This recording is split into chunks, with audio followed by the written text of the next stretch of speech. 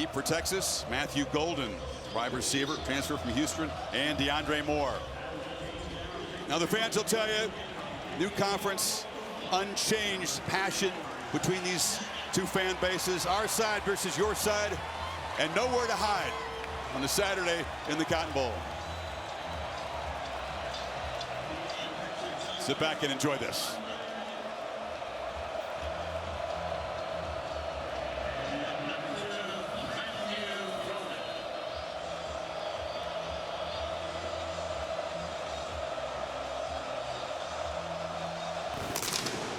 Schmidt drives the ball into the end zone, and Texas and Ewers will take over at the 25-yard line.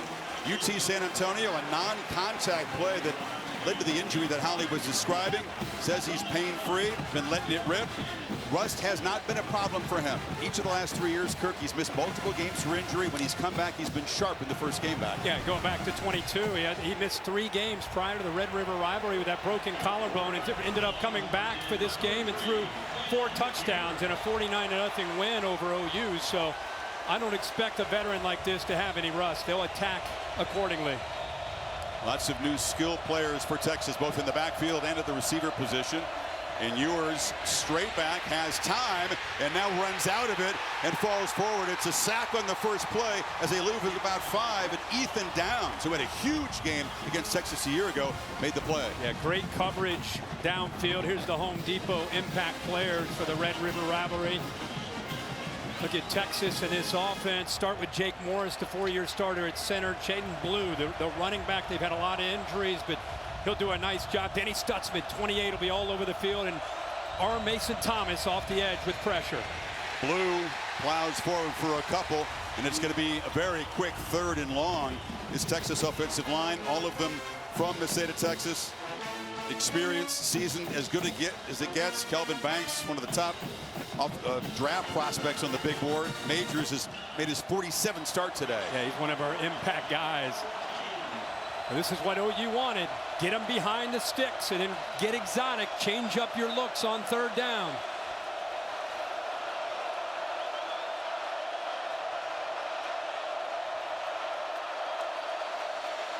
Three-man rush. Ewers has plenty of time. Fires across the middle. It's too high. And it's an interception. It's ruled that it was caught by Billy Bowman Jr., the safety playmaker. We'll take a look at this, but Ewers' first downfield throw was an overthrow. Well, he misses a wide open receiver. Texas with a good design here to try to keep Isaiah Bond. They want to clear him out. Watch the defense run. They're showing one thing, they go to another. But watch this open up right here, this crosser right in the middle of the field. He ends up missing that, throwing it high. And OU with a major turnover here. If the play call ends up holding up, looks like he got his hands under that and secured that for an interception. Just like last year, Ewers came out, threw a pick in the first few plays. In fact, 3 interceptions on the first 2 possessions for Texas. He had 3 turnovers total with the 2 picks and a fumble. Fought through that, though, last year, remember. Michael Hawkins Jr. now takes over in Texas territory. His first snap as the first true freshman starter for OU in this game. And he's on the move, and he flips a short pass, and the catch is made by Brennan Thompson, the reliable 5'9" receiver. Skips ahead for about 13 on a first down. Let's look on the other side, the Home Depot impact players. Oklahoma going fast. Thompson, just saw him. Barnes in the backfield. On the other side, Anthony Hill. And Colin Simmons, the young freshman, number 11, has done a really good job this year already. 4 sacks on the year. Hawkins again. It's a keeper. Steps out of a tackle. Eludes a couple more Longhorns. You see the twitchiness of him. He didn't get a chance to get going. He's got great speed, but he is hard to bring down. Anthony Hill finally did so. Yeah, 6'1", about 196-pound true freshman, and it's very important for him to realize that a game like this, if he can get 3 or 4, get down and get 3 or 4. You can't always stay up, dance around left and right against a good defense that flows like this. If he can get 4 or 5 yards, get it and get down.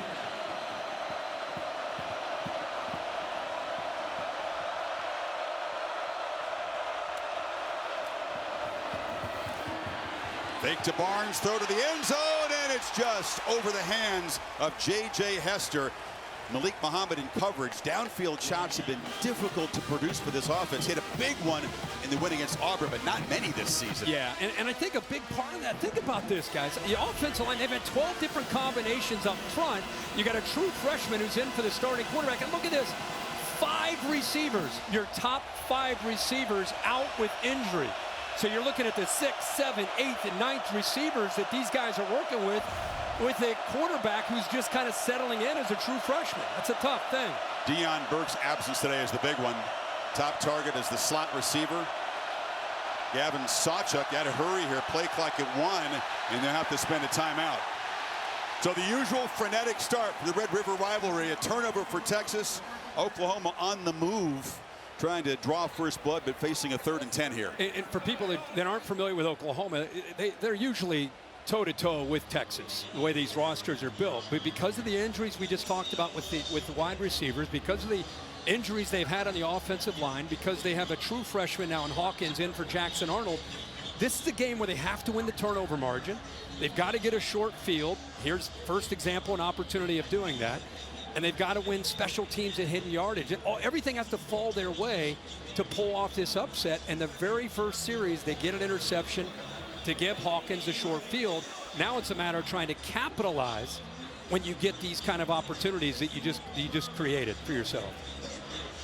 If they can't make a first down, they'd like to at least get a little closer for Tyler Keltner, who's the kicker for Oklahoma. He was hitting from about 50 yards in pregame. It's a swirling wind on the field. And important in this game to remember, the crowd is split from the 50 to the left and to the right. To the left is all burnt orange. He's going in to the loudest part of this stadium with the crowd obviously favoring the horns off to your left. Motion out to a single back look. That's Sawchuk. And they fake it to him. Hawkins on the move, slips a tackle, takes a shot, and gets down. He's about 4 yards short of the first down. Vernon Broughton got him. Yeah, but it gives him a chance to have a decision here. The positive yards, and with a quarterback that's as mobile as he is, you always want to be aggressive. And this looks like it's 4 down. Nope, they are going to send a kicker out. So that effort there, he bounced off a couple would-be tacklers. The effort there gives the kicker a shot to get him up by 3 here early. Keltner in his 6th season of college football was East Tennessee State. Nice long career there. Was at Florida State as the backup a year ago. You have to be alert for fakes. There's a lot of them over the years. Just from 44 yards, if he kicks it, got to hurry to get the snap off. They just do, and Keltner pops it up and missed it. So Oklahoma gets the takeaway early, but comes up empty after a nice drive. Talked about opportunities. The defense did their job on the first series of Quinn Ewers. They got the interception, got into field goal range, looking for 3 points to take the lead. Don't take advantage of it.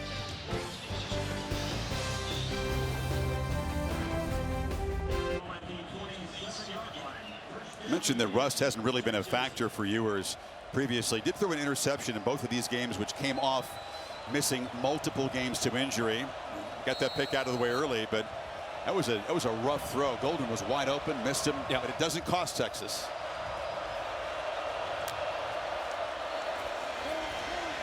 On the move again, flips it down, and the catch is made by Juan Davis, the seldom used tight end. Just his 3rd catch of the season for a short gain. And Oklahoma right now with Brent Venables, remember, he is incredibly multiple with his defenses. We talked to Steve Sarkisian yesterday, and he said, man, first thing we got to do is they basically run 3 different defenses: a base defense, a nickel defense, and a 3 safety defense. We got to figure out how they want to defend this and then make our adjustments within the first few series. Second and long handoff. This is Quintravian Wisner, and he picks up a couple, so it's going to be another 3rd down for Texas. They'll need 4. Dejon Terry made the stop. It's kind of a fun battle, a game within a game. Steve Sarkisian, one of the most respected play callers, and does a great job of scheming up defenses. On the other side, Brent Venables, and the way he dials up defense and the way he gives you one look and goes to another. These guys have a lot of respect for each other, and right now they're in a chess match. Each will show looks the other side has not seen on tape. You can count on that. Blue is the back. Oklahoma brings some late pressure. Ewers again down the middle, and that's another bad throw. He had Isaiah Bond wide open that time, so 2 downfield shots, and Ewers not close on either one of them. No, and I think he got a little bit impatient. Might have done a pre-read before the ball was snapped on these 2 safeties. Watch this safety move and watch the receiver get vertical. There's nobody downfield. He could have lobbed this ball out here and had a touchdown because the safety didn't run with him. Instead, he tried to fire it in there, and I would say that's another miss there by Quinn Ewers. First ever college punt for Ian Ratliff. Michael Kern, who was the starting punter, the true freshman, out with an ankle injury. So the first punt is not a pretty one, and Peyton Bowen takes it on the run for Oklahoma, and he'll be tackled at the 34. We'll keep an eye on Texas's punting situation. Potential nerves in this big game. There's a flag down after the 38-yard punt, so we'll check that.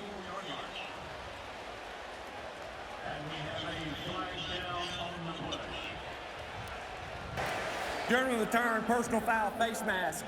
Kicking team, number 25. 15-yard penalty, first down. Identified 25, Jelani McDonald. Oklahoma will get good field position again when you come back.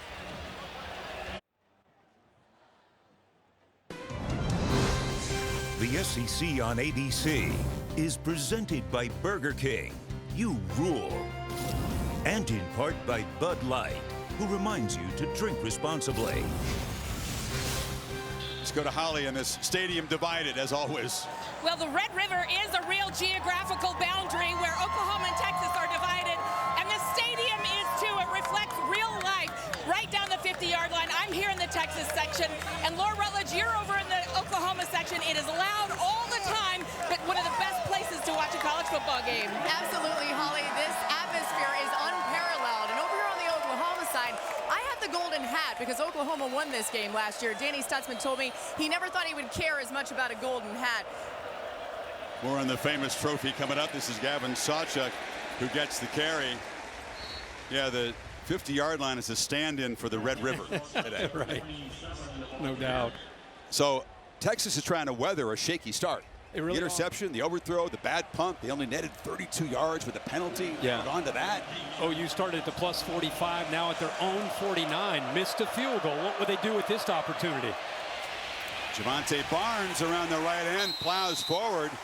Oklahoma, if you get the running game going today, that'd be a huge bonus. It hasn't been consistent. No, it hasn't. This is a good job with 2 backs in that backfield. You get a lead back right here with Sawchuk's able to lead around. Good blocks on the perimeter that time by the receiver and the tight end, Jake Roberts. And a nice seam there on the outside. Downfield blocks were good. Barnes, an emerging force in the backfield. Tough guy, explosive. His vision is improving. 2-back look. Jake Roberts, the tight end, flanking the formation on the left. Play fake. Hawkins steps up. A long throw is incomplete. Fired the ball, trying to get it over to Thompson. This is your concern with a young quarterback who's very, very athletic. There's really no reason to panic in his pocket. Look at the pocket and look at him. Just step up once and then keep your feet under you and throw. You see how he's following through there with that right foot? Just looks really off balance, and it affects his accuracy. Just step up and make the throw. Hawkins under immediate pressure, and he'll be sacked all the way back at the 41 as Michael Taft came on the safety blitz. Well, great job by Taft reacting to the motion going away from him. Watch this motion go away from him, and then he reacts. You can see him already communicating, and once this motion goes, he's going to come down. I don't think Hawkins ever saw him in the back as they set up the screen there. He definitely didn't see it. So great job of hesitating, waiting, and then getting that blitz after the ball is snapped to fool the young freshman quarterback. Good pass rush for Texas, 14th sack of the season. That was a 13-yard loss on first down, or excuse me, second down, brings up 3rd and 23. Screen quickly, Thompson dragged down immediately by Anthony Hill, and the Sooners squander an opportunity. And this Texas defense can fly to the football, and you're somewhat limited because you don't have a lot of receivers with experience. First 5 are down, you got a freshman quarterback, so you're doing things like this. Look at Texas anticipating a draw or a screen on 3rd down. So both times the Texas offense put their own defense in an unfavorable position on these first 2 series, and both times the Texas defense steps up. The lefty, Luke Elzinga, to punt it away for Oklahoma. Silas Bolden, the Texas returner, standing at his 7-yard line. And there's a flinch on the OU side. Back up Elzinga 5 more yards. False start. Offense number 3. 5-yard penalty.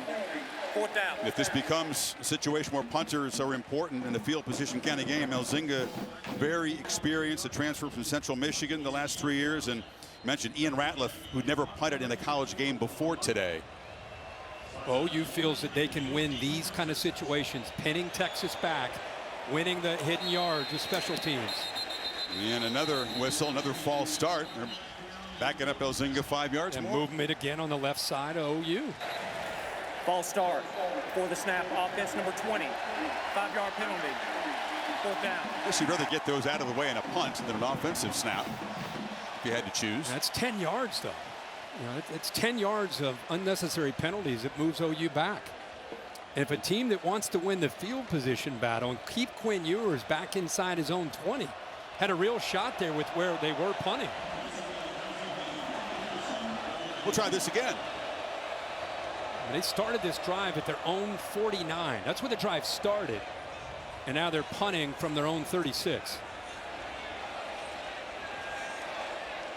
Michael Tapp's sack, the first big defensive play of the game for Texas.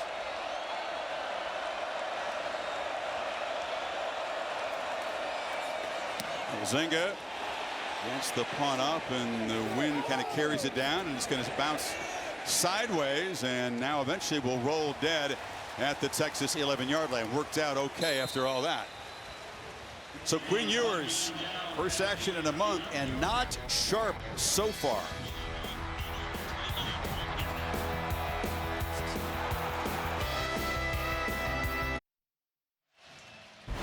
Well, first couple series for Quinn Ewers in Texas, they've had opportunities. This first play of the game could have settled in there, and remember, he's coming off a few games where he hasn't played.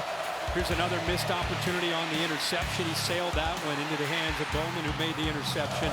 And then Harry missed the safety, stepping up out of position. Could have put that one way down by that SEC logo and had a touchdown. So they're still trying to get him settled into this game and get it to slow down for him.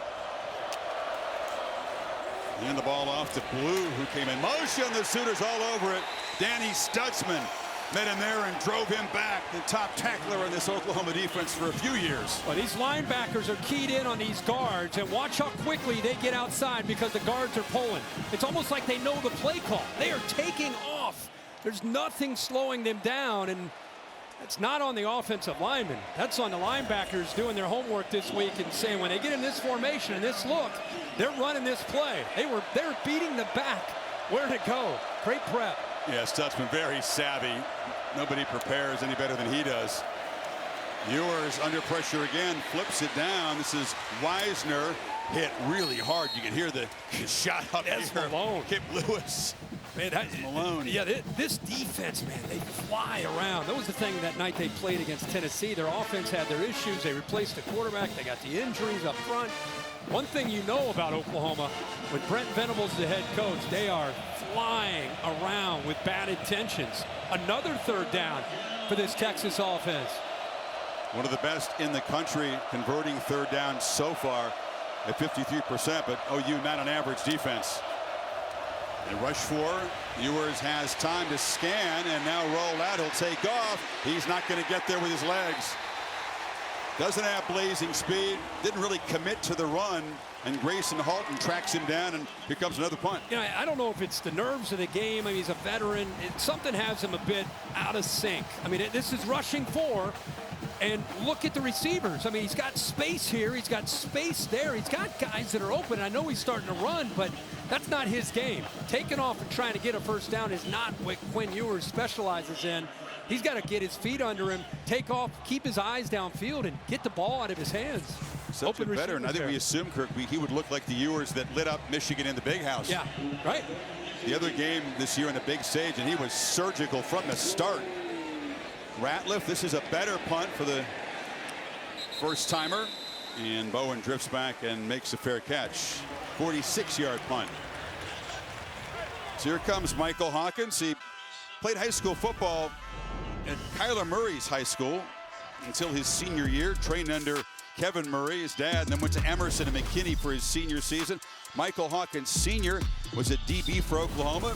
Didn't actually play against Texas, but played for one season and then bounced around the NFL for a while. Pretty amazing. First true freshman to start against Texas. There's his dad there trying to cool off.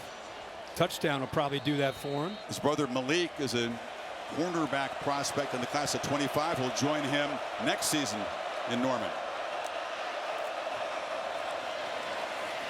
Looking to run on first down, goes sideways, and he'll be slammed down. Nowhere to go. And right into Colin Simmons, the talented true freshman. Laura? Well, Chris, down here on the sideline, Brent Venables just speaking to his quarterback, saying the big plays are there, just trust it. Now, you're not seeing any frustration from Hawkins Jr. because, as you guys know, he is so chill. He's focused. He's dialed in, as always. Venables also pointing out to the rest of the offense, hey, some of these personnel groupings, I can tell Texas doesn't like them. Venables just very confident that Hawkins would not be overwhelmed by the moment. He thought the pressure of this game actually might bring out the best in him. On the move, flips a short pass, has a man wide open, and that's Zion Kearney, the true freshman, left alone in the zone, picked up 15 there in Texas territory. The respect they have for Hawkins. Watch Anthony Hill when he sees the quarterback take off. He's got to get outside, but he throw it right behind him on that curl route. So the respect for the legs of Hawkins opens that up. See on the Oklahoma side of the 49. Now they're in Texas territory with a short gain around right end. I think the big thing, like I said in the opening series for Michael Hawkins, he'll learn as he continues to go on. He's so dangerous with his legs that he doesn't have to always be concerned about trying to always make the big play and being the Superman. You know, today's one of those games where you take what you can get. A punt's not bad. Trust your defense and field position and win the game. Just don't make a critical error today. Well put, but you'd like to take advantage of the opportunities. They've dominated field position. Handoff inside. Barnes makes a nice little cutback. Gets down within about 1.5 yards of the marker. It'll be third down. One way you handle the big guys in the middle. Low lay that time. They just read him. Playing with some tempo here in third and short. Barnes again runs into a wall, but leans forward and has a first down inside the Texas 40. Good push by that offensive line. We've talked about the injuries to the receivers, this offensive line. It's good to see them finally getting some guys back healthy. Yeah, same combo as last week. That's the first time this year. First time all year. 12 different combos. See Tarquin's back at left tackle. Jake Taylor came back against Auburn at right tackle. The center, Branson Hickman, who missed a bunch of time, a veteran from SMU. It's good to see him back at an ankle injury. Off the play fake, Hawkins took a peek downfield, dodges pressure, and now checks it down far sideline. That's Bowers Sharp, the tight end, one of the alpha leaders of this offense, a former high school quarterback. He picked up 8. Pretty good push right here by Texas, and because of the ability that he has, not only with quick feet, but strength to pull out of that. That ball almost came out of his hands, but how sudden is he with his hands? It's not just quick feet. He makes up his mind. He's got a quick trigger, too.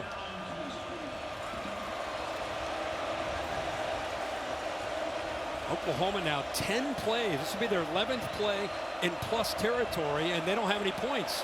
Texas hasn't crossed midfield. On 2nd and 2, Hawkins in space, jitterbugs his way for another first down about the 28. Sawchuk helped him out with a block. They moved the sticks again.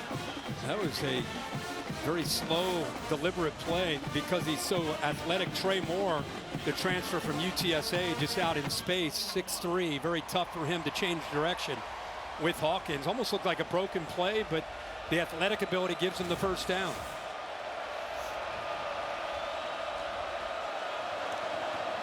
Single back look. Sawchuk around the right end, gets some blocks, and another big gain on first down. Got about 7 more. Derek Williams drove him out. Boy, they're getting to that edge pretty easily on that right side. Trey Moore that time didn't even get blocked. He came underneath. I think he was expecting to get blocked by the polar Jacob Sexton, but they're getting out to that right edge and getting positive yards here. Playing with not a frenetic tempo, but just enough tempo to try to wear out these Texas defenders on a very hot day. Hand it off to Barnes, who cuts back and runs right into trouble. Heavy traffic there. He'll lose a couple of yards. That's again Colin Simmons and Alfred Collins combining. Yeah, that time we talked about how they didn't do a good job of setting the edge. Watch this guy. He's a true freshman. Here come the Polars Can he get around him? Works around him, and then he's right there to make the tackle. Great job of avoiding Jacob Sexton, a left guard. Olays him, and then lowers the boom there on the back. Great play. That kid's going to be a star. So final 30 seconds of the opening quarter. Oklahoma facing a 3rd and 6. Hawkins running out of time and just throws it into the bench. Heavy pressure from Anthony Hill. Was he still inside the tackle box when he made that throw? They spy him here. Smart call by Texas. Spy him with this guy and this guy. So no matter which way he goes, you got a couple different guys that can run with him. Simmons, the freshman, or the veteran here, Anthony Hill. Good job there on that call to not allow him to escape the pocket on 3rd down. Second try here now for Tyler Keltner. Into this breeze. Missed it wide from 44. This is from 2 yards closer. And this one will go through the uprights. And Oklahoma does draw first blood. It's taken a while. It was an 11-play drive covering 38 yards. They've completely controlled field position against Sarkisian's team and finally jump on top. Yeah, they've had their opportunities 3 different times. I mean, they're lucky they were able to come away with any points. And the way this first quarter went, 14 plays in Texas territory. This is what Brent Venables envisioned. You know, he thought if we could just do the little things in a rivalry game, we could put some pressure on Texas. If we can get them pinned back and we can get some turnovers, 1 quarter, mission accomplished, but we got 3 to go. Sarkisian's talked about his team facing real adversity for the first time this season. They really haven't been in a tight battle. Mississippi State hung around for a while, never got the feeling the Longhorns were threatened. Now they're behind for the first time all season, and with a quarterback that's just not at all settled in yet. No.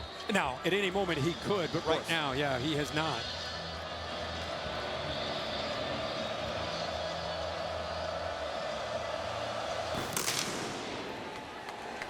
Texas back to work from the 25 after the touchback.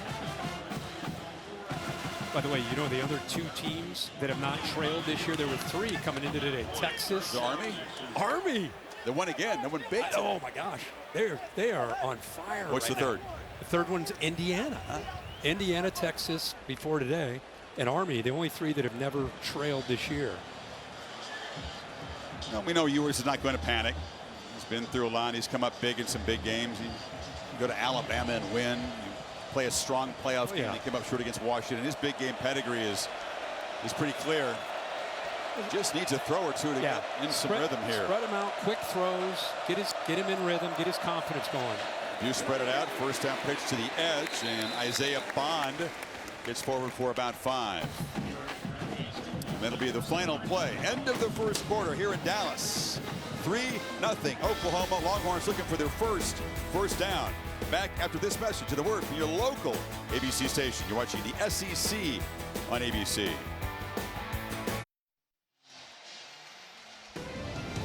Welcome back to the SEC on ABC, presented by Burger King. Of course, the first episode in this great rivalry to take place in the SEC, meeting 120. And Oklahoma, heavy underdogs, a 3-0 lead as we begin the second quarter. Texas trying to get this offense going. They've run just 10 plays so far. Start the second quarter with a 2nd and 5.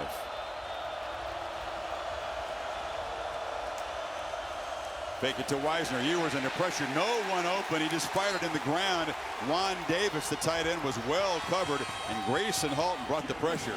Well, they are rotating bodies and staying fresh. Big athletic. Grayson Halton right here just splits that left guard and the left tackle. Ewers, who's been on his heels a lot here. He's averaged 3rd and 8 on these first 3 series, and here's now a 3rd and 5. They've been a pretty elite defense, or offense, I should say, converting on 3rd and long. But again, this is Oklahoma. Ewers scanning the field. Flags come out. Throws it, and it's caught by DeAndre Moore. But a flag early in the play. Completion was good into Oklahoma territory for 26. But here's Steve Marlowe. Little pressure. They brought the blitz, but they dropped a couple of the D linemen, played zone behind it. Holding. Defense number 4. Penalty decline. First down. Got Des Malone in the corner, so the 26-yard gain will stand, and maybe that's the throw that gets Ewers going. That's the Nice one. Yep. First time we saw him make a play. Used to seeing him make a play from inside the pocket. This time it's outside. What a job there by Moore. Kind of the glue of that wide receiver room. They're going to take probably a very close look at that one. Moore. Remember, there was a penalty on the field regardless against Des Malone on that hold, but it's a good effort to get that foot down. I think it's a toe tap. I think there was some green between the toe and the line, not much. Try to rebuild this receiving core, Kirk. You're talking about guys like Xavier Worthy, A.D. Mitchell, Jordan Whittington, the tight end Jadavian Sanders. That's 217 receptions combined lost, and DeAndre Moore, one of those guys, is trying to step in and fill that gap. You throw Jonathan Brooks, like you said, on top of that. I mean, it's everybody. I mean, and they've done a really good job of retooling through the portal and some of the young guys growing up. Gunnar Helm has stepped up at tight end. That was a heck of a job of getting that left foot down. Got a lot of receivers. You said they have 6 that they have confidence in, but the guy that really has emerged as the leader is Moore, who just made the effort to come up with his catch. This will be tough to see from this angle here. Again, ruled a catch. Did that left foot, was there any space at all, any blade of grass there? After further review, the ruling on the field stands. First down. Hey guys, this is extremely tight. That one angle there, though, it's not indisputable. So we're going to go on a stance. Yeah, the white shoes there helped him out. It's hard to Bill see. Lamonier from buzzing in there from the home office. Billy, we appreciate it. That was a close call. So Texas's first snap in Oklahoma territory. And Ewers' first downfield completion. It's their first down of the game. Yep. Jeez. Whole first quarter back in their end. Treading water. Wisner makes a cut. Physical run, works hard to pick up about 4. That's one way you can settle Ewers into the game, is try to get that running game established. Take all the attention and pressure off the passing game. Go a little tempo like this. Meisner again over the left side, and he'll fall forward. He's near the marker at the 34. It will be a first down. So now they get the running game going a little bit. Yep, got some momentum. You got a little bit of rhythm going now, going fast to be able to try to get this Oklahoma aggressive defense slowing down a little bit. Ewers checks it down, waited a long time to do so, and making 2 men miss and still going before getting knocked down is Wisner. It's a 2-yard game, but he did well to avoid a loss. Got around Stutzman and Kani Walker. Yeah, it's tough to do. 2 of the better players on that defense. You know, Blue and Wisner both get involved in the passing game. It's not just the receivers you got to worry about when it comes to Sarkisian trying to get space created against any kind of defense he faces. That time Oklahoma count for the back. They accounted for the back. Just didn't make the tackle. Second and long. Sooners crowd the line, bring pressure. Ball is out quickly, and the catch is made. And galloping down the sidelines and cartwheeling down for a first down is Gunnar Helm, the tight end. 21 yards. This guy is a weapon. Yeah, he is. He's become that weapon. Zone again off that blitz. But look at that, another missed tackle. The time it's Lewis Carter. Look at all the yards after this missed tackle for a first down, and now down to the 11-yard line. He is a weapon out of Cherry Creek in the Denver area. Agile guy, a big 250-pounder, but great ball skills. Man, he was a nightmare for Michigan's defense. Jaden Blue is now the back. He's got it. Has to evade traffic in the backfield. Quick penetration from Desan McCullough. Picked up nothing. McCullough's a big guy. There was reports that he might be coming back this week. Another Sooner that's been out. It's good to see him back. Had a foot injury. Hasn't played at all this year. Yeah, 6'5", 235, kind of a hybrid guy. You can see him, a bit of a limp there coming off the field. They've got him on a pitch count. Probably play him about 15 or 20 snaps based on situational opportunities that they have today. Blue and Wisner in the backfield. Golden comes in motion. He's a blocker. They pitch it on the edge. Breaking a tackle. Falling forward is Jaden Blue. These are such tough matchups for a defense. These backs out of the backfield. Yeah. Oh, they had the football leverage. You had 3 different Sooners around the ball, but these are tough guys to bring down. They're not just quick, but they're powerful. You really got to wrap them up. You can't just hope that a thud or just using force is going to bring them down. They've got too good a balance. Need 6. First down at the 1-yard line. Ewers on the move, throws it back. Helms got it. And Gunnar Helm dives to the end zone. And Texas, after a slow start, jumps on top.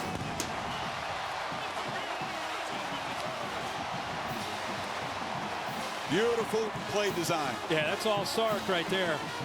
Watch this design. The AT&T clicker will show you. Here's your receiver right here, Helm, the tight end. A lot of attention going to the offense's right. Look at the defense react. Nobody's back there to deal with Helm. You've got one guy. He gets picked up right there by the left tackle, Kelvin Banks, and he's able to get into the end zone. Really good call there on 3rd down by Sarkisian. Helm was blocking Mason Thomas, the dangerous pass rusher for the Sooners. Once he realized Helm left him, he goes, oops, you got me, and they threw the ball over his head to a wide open tight end. So Texas takes it 75 yards in 10 plays, and the Longhorns on top now, 7-3.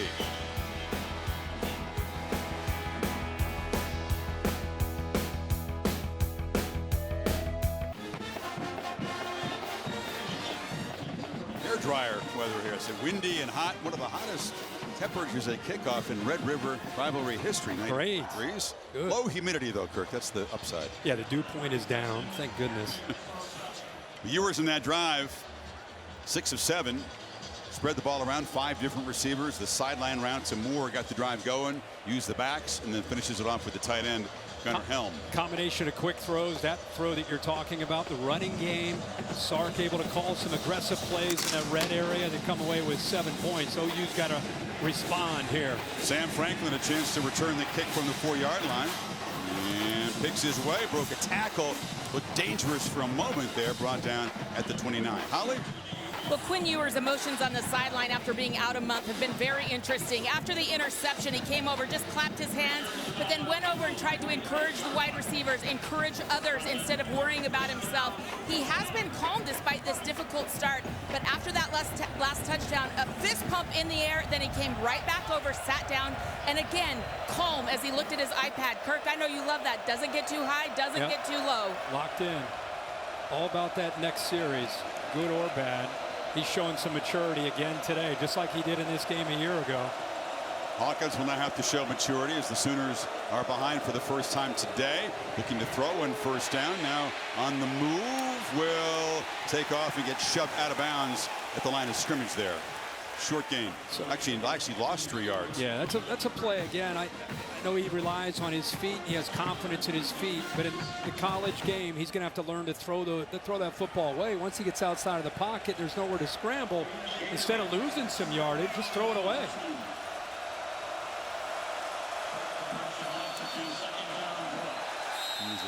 Flinch on the left side of the offensive line. Yeah, it's Tarquin, the left tackle.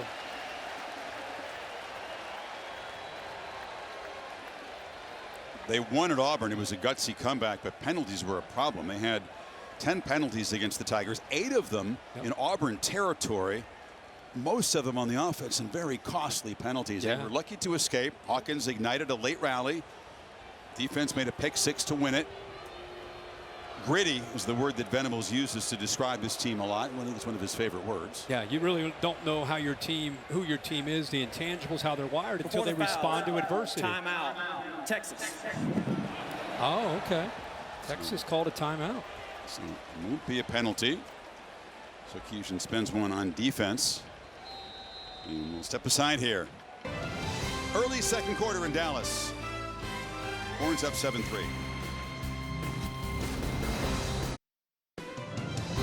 The SEC on ABC, presented by Burger King, is brought to you by Allstate.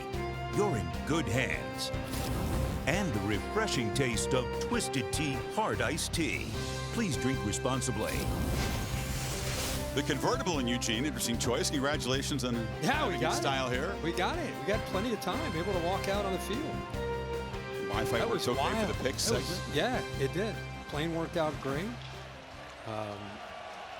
It was pretty wild. There's the itinerary. 2 hours, 2 hours and a half in the air? It was a little over 3 in the air. We left game day early, like at 10:45 Eastern, somewhere around there. Behind the 6 on second down. Hawkins is on the move, fakes the flip, and he'll just scoot out of bounds after a short gain. And we'll set up third down now. Need about 8. The biggest thing you're watching in this game right now is, can you imagine Oklahoma trying to survive this game with all the injuries and sustaining drives, going 12 and 15 plays? That's what Texas wants. Make this young quarterback with all these young receivers have to drive. Give them 3, give them 5, but don't give up any explosives. Here comes heavy pressure. Hawkins spins away from it, takes a shot, and almost threw it into trouble. A flag comes out. Gavin Holmes broke up the pass. David Benda was chasing the quarterback. Did he hit him late? That's the only thing I can think of. That's where the flag came in, right after the hit on the quarterback. And you want to talk about keeping Oklahoma in the game? Actually, 2 flags down, by the way, Kirk. One is in the defensive secondary at the 50-yard line.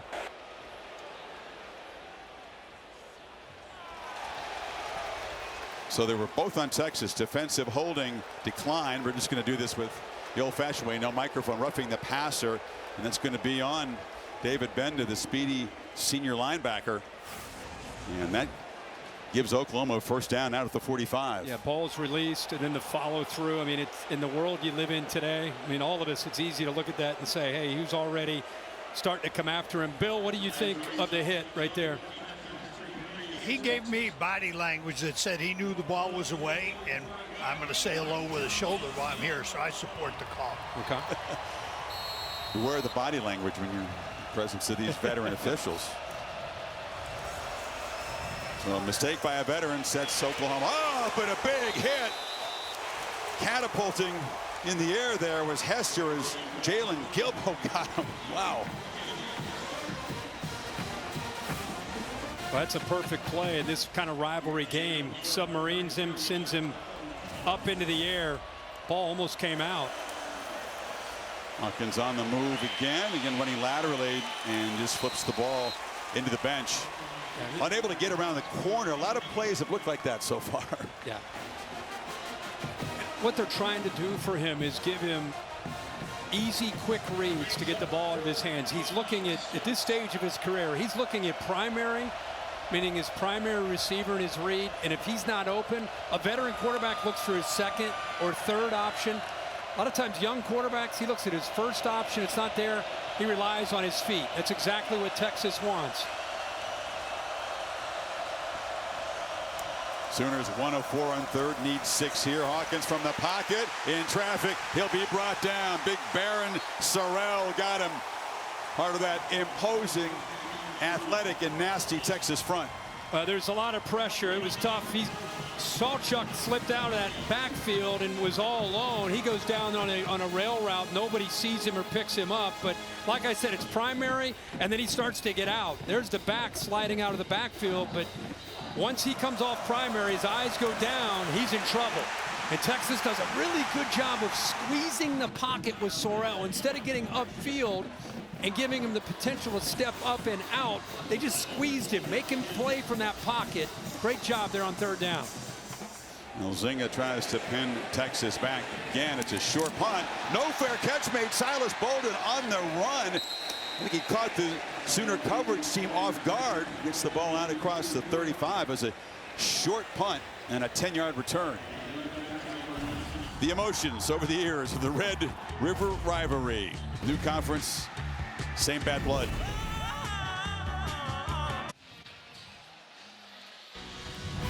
You know, the national championship trophy presented by Dr. Pepper will be here at Texas State Fairgrounds today. Playoff starts December 20th. Be a heck of a race in the SEC. The Aggies sitting atop the conference at 3-0, idle today. Texas at Texas A&M at the end of the season. But not to look ahead. Plenty to happen between now and then as Texas takes over here from the 32. Blue, not much right at the line of scrimmage. Not to put everything on this Oklahoma defense, but they did a nice job the way they started against Quinn Ewers and his first few series. You can see 1 of 3, missing some open receivers. Last drive really locked in, 7 of 8 since that slow start. But with the way Oklahoma is playing offense, it's almost hard to imagine them scoring. And this defense has got to give this Oklahoma offense a short field. There's a lot on them in the special teams today. Ball pitched quickly to Blue on the edge, knocked down. It's hard to imagine Oklahoma scoring. Yeah. If they have to go the length of the field, if they get a short field, you could see it. But with the receivers they currently have, with a young quarterback who's trying to still rely on his legs more than his arm, they're just not equipped to go 80 yards in 12 plays. They need a short field, or they need an explosive play on offense, or they need a score by the defense, because they can't sustain a drive against Texas today. OU's defense trying to get off the field right here on 3rd and 7. They bring pressure. Ewers buys some time and flips it over the middle again. Very, very high. Isaiah Bond was going across the middle, covered by Billy Bowman, but off target. And here comes the punt team. Yeah, they keep showing pressure and then dropping out of it. They mug both their backers up here and then drop them. They drop this, so they're just trying to affect the offensive line and the quarterback from pre-snap to post-snap and rely on 4, which works. Ewers is getting flushed out. You got 7 guys back in zone coverage with their eyes on him. There's just nobody open on that 3rd down. That's what makes it sting so badly for the Oklahoma side, that they were not able to cash in the early field position, the early takeaway. Yeah. Because they had the situation you think is necessary. Had everything put points on the board and could come up with only 3. Yeah. Those first 3 series, I mean, one of them was plus territory, one was right at midfield, one was near their own 40, and you get 3 points out of it. Field goal and a missed field goal. So Ian Ratliff, his 3rd punt. This one is better. And trying to make something happen from the 15-yard line is Bowen, and he'll scamper forward. Former 5-star recruit at safety. And he's knocked down after about an 11-yard return. Flag is out.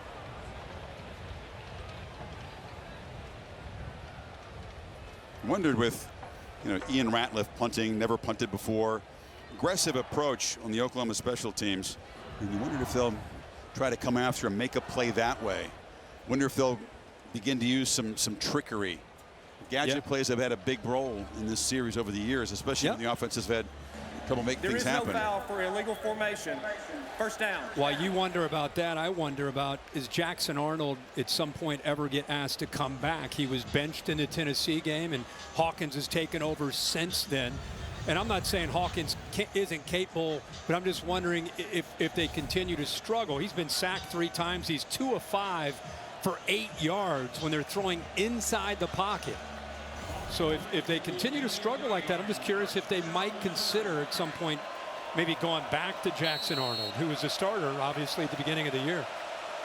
Using the formation with a lot of folks in the backfield quite frequently today. Sharp shifts out, but there are still 2 backs flanking Hawkins. And they hand the football coming to the right to Barnes, and Javante Barnes picks up a nice chunk of yardage. Laura, what do you have? Well, Chris, the message down here to Hawkins Jr. is exactly what Kirk has been saying. Hey, if you get in trouble, just throw the ball away or even hand it to one of the backs like we just saw there. Also, Jackson Arnold incredibly engaged over here if he does need to go back in.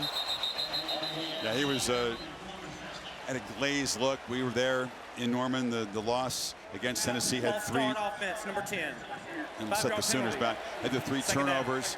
But since then, since losing his job to a true freshman, he says stayed. Yes, yeah. Everybody I talked with this week on the OU side, Venables, the OC, everybody said, because I was wondering in today's era, sometimes high 5-star quarterbacks, they lose their job. There's always a, oh boy, is he going to leave kind of guy? It's been the opposite from everything I've heard. He's been engaged, locked in, and preparing as if he was a starter, which you like to hear. Fake it to Barnes. Hawkins trying to get the edge this time.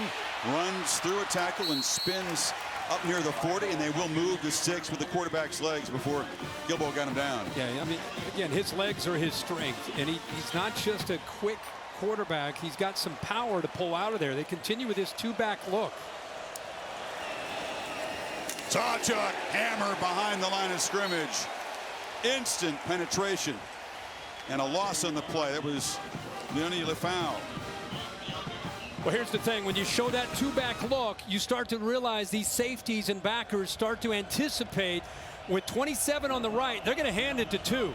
So let's kind of start to cheat that way just in case you start to get a couple extra guys up near the line of scrimmage. Good job of seeing that and attacking downhill.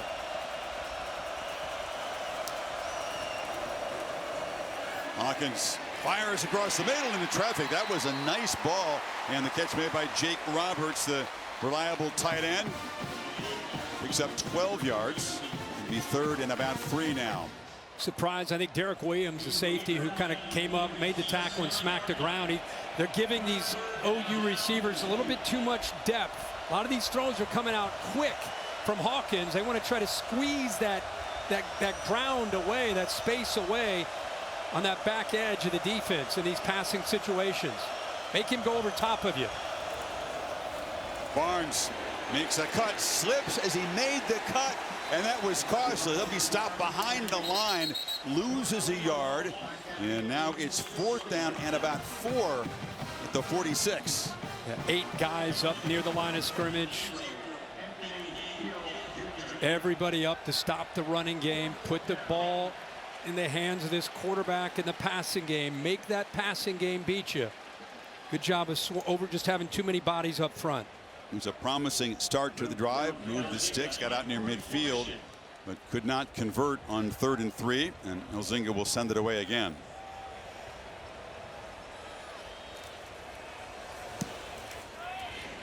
Silas Bolden comes over, and he's going to field it again. No fair catch again for the returner, who's slung out of bounds at the 16-yard line.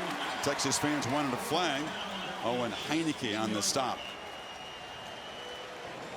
Ready for the athletic trivia question, Kurt? Oh, yeah. Last team to win a national championship with multiple QBs that season. Well, okay, Ohio State comes to mind. That was 2014. Yeah, of course. It's happened. But I'm wondering if you mean like it's 2 guys rotating all the way through. You know, the way Tommy Frazier and Brooks Bollinger did. Yeah. That kind of thing, or it's that in that Ohio State's case, it was through injuries. Sure. To Braxton Miller, then J.T. Barrett, and Cardell Jones finished it up. There's been quite a few, I would think. Texas from the 16 here. Weisner has the edge and is knocked down across the 22, picking about 5. We didn't have to go back very far. I was thinking, wait a second. J.T. Daniels began the season, right? Stetson Bennett took over. So it was just 3 years ago for Georgia. That counts. There's a whole bunch of teams that won championships with multiple starting quarterbacks. Yeah. One guy going out hurt. Stetson Bennett went all the way to the championship game. People calling for Daniels to come back. And then finally lifted the trophy. Like, is this enough? Did I do it? In year 2, he was secure. Yeah. Ewers again, look downfield, checks it down, and DeAndre Moore brought down right there. It's actually a short loss on that play. Well, nice job by this defense. That's Eli Bowen that time, the brother of Peyton Bowen. Out there again, you get out there in space, you got to be able to make a play. 23 is out there in the right flat. Okay, can you make that play? Great job there. Closes the ground, wraps him up. That was beautiful. Longhorns need 6. Oklahoma can get the football back with a chance to perhaps threaten before halftime. They walk up some defenders and bring pressure. Ball is out quickly. The catch is made by Ryan Wingo. Look out. This freshman can fly. Running through some tackles. Stiff arm and finally dragged down in Oklahoma territory after a 43-yard gain. What a future and a present Ryan Wingo has. No doubt about that. Sark says that his guy could be as good as any of these freshman receivers you see all over the country. A late blitz here. Good job. Ewers' head's already out there. He sees that threat right away, knows he's got to get the ball out in a hurry. Perfectly read, and good job of getting it out of his hands. Weisner makes a cut. Weisner loses the football, bounces into the end zone to scramble for it. Trying to make the recovery is Silas Bolden, and he does for a Texas touchdown. Wacky stuff at Red River. Always have to expect it. Wow. Robert Spears Jennings caught up to him from the right, and it looked like he may have knocked that ball out. It looked, boy, that thing just opened up. He gets around that edge. Look at the patience as a back and then make a guy miss. Now he's off to the races, and off to his right, 3 catches up to him, and the ball just gets, now it's a matter, it's going to roll out of the end zone and be a touchback Oklahoma ball, but instead Texas is able to secure it there with Silas Bolden. Silas Bolden was the top receiver on Oregon State a year ago. Transfers here. They're waiting for him to make a breakout play. This is not what they expected, recovering a fumble from the touchdown. He's in bounds there. The progressive pylon cam showing you there the shot before. There it is. Oklahoma, that stings. You need some breaks when you're playing the #1 team. Already behind, they create the turnover. Great hustle, as you said, by Spears Jennings, but Bolden just there to save the day for Texas.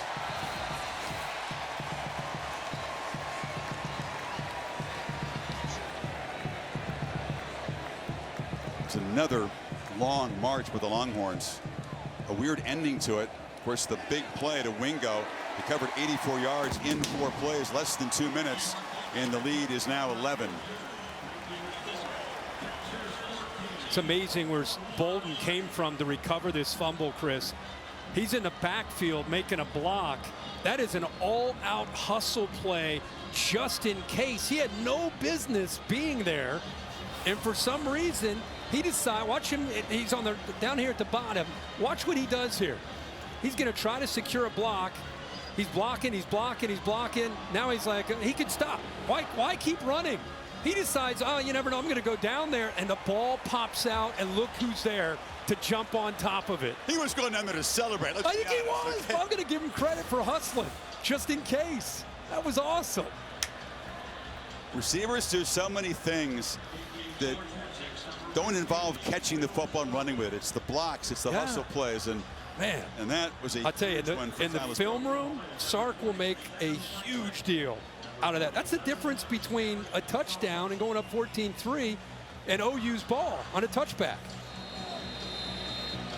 Oklahoma had a chance to get off the field on defense early in that drive, couldn't do it, and then they gave up the explosive play, and there's a big difference between these two football teams in that category. Texas has been able to create those explosive plays despite all the new receivers and the new running backs. Oklahoma has been starving for plays just like that, and now they're apparently going to have to try to create one, conjure one to turn this around.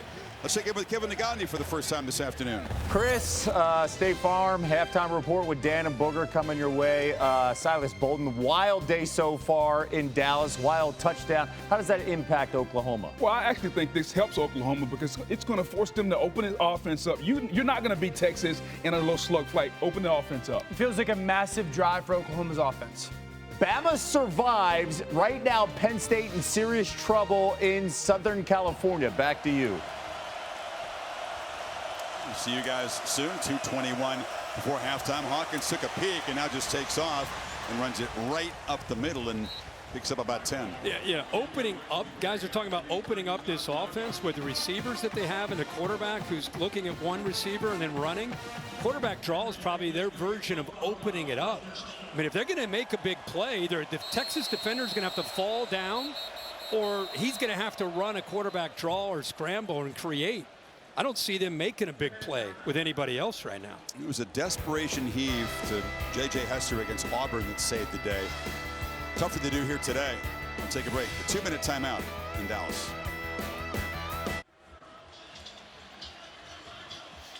Eventful afternoon and an also cool night in the SEC. Jackson Dart and the Rebels visit Tiger Stadium, Death Valley at night over on ESPN. Travis Hunter and the Buffaloes hosting Kansas State in primetime on ESPN. Calling a 3:30 game. We get to be able to watch some of these games tonight. Some good ones to watch. So the quarterback draw produces a first down. OU from the 35 now. True freshman Taylor Tatum is in the backfield.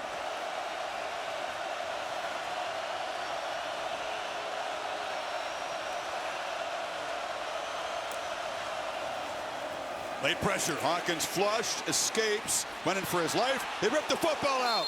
Anthony Hill attacked the football, and Texas has a takeaway in Oklahoma territory. Looked like Savea recovered it. Well, this is a good job of disguising the blitz here to the very end and then bringing it, walking it up off the edges. You said Hill is able to knock that out. Broughton is able to get on top of that, and now they get plus territory. This is the danger of having a quarterback who's incredibly athletic, very gifted, but wants to rely on his feet a lot, and that's probably their best weapon right now with all the injuries that they've sustained. So you understand what he's trying to do. He's just trying to make a play, and Anthony Hill is able to rip that ball out, and Texas trying to get another one. OU gets the ball to start the second half. OU wants to get one more here before the half ends. How good is Anthony Hill? Impact player as a freshman a year ago. Grew up going to the state fair every year with his family. Living the dream here. Texas trying to stretch the lead and cash in. Look out, Wisner's loose. Travion Wisner to the end zone, and Texas in a one-play drive builds the lead. 43 yards.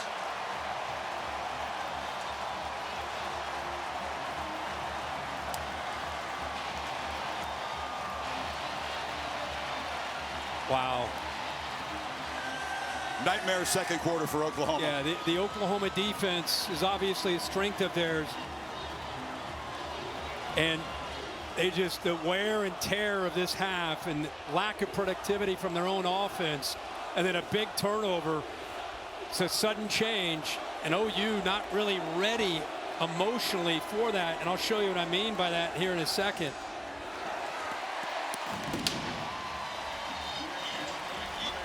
If you go back and look at his play, Robert Spears-Jennings, who's a great player, he's right here coming out onto the field, right? Trying to get the call, trying to see what's going on. So this is a sudden change. Oklahoma's trying to get lined up. Now keep an eye on that player.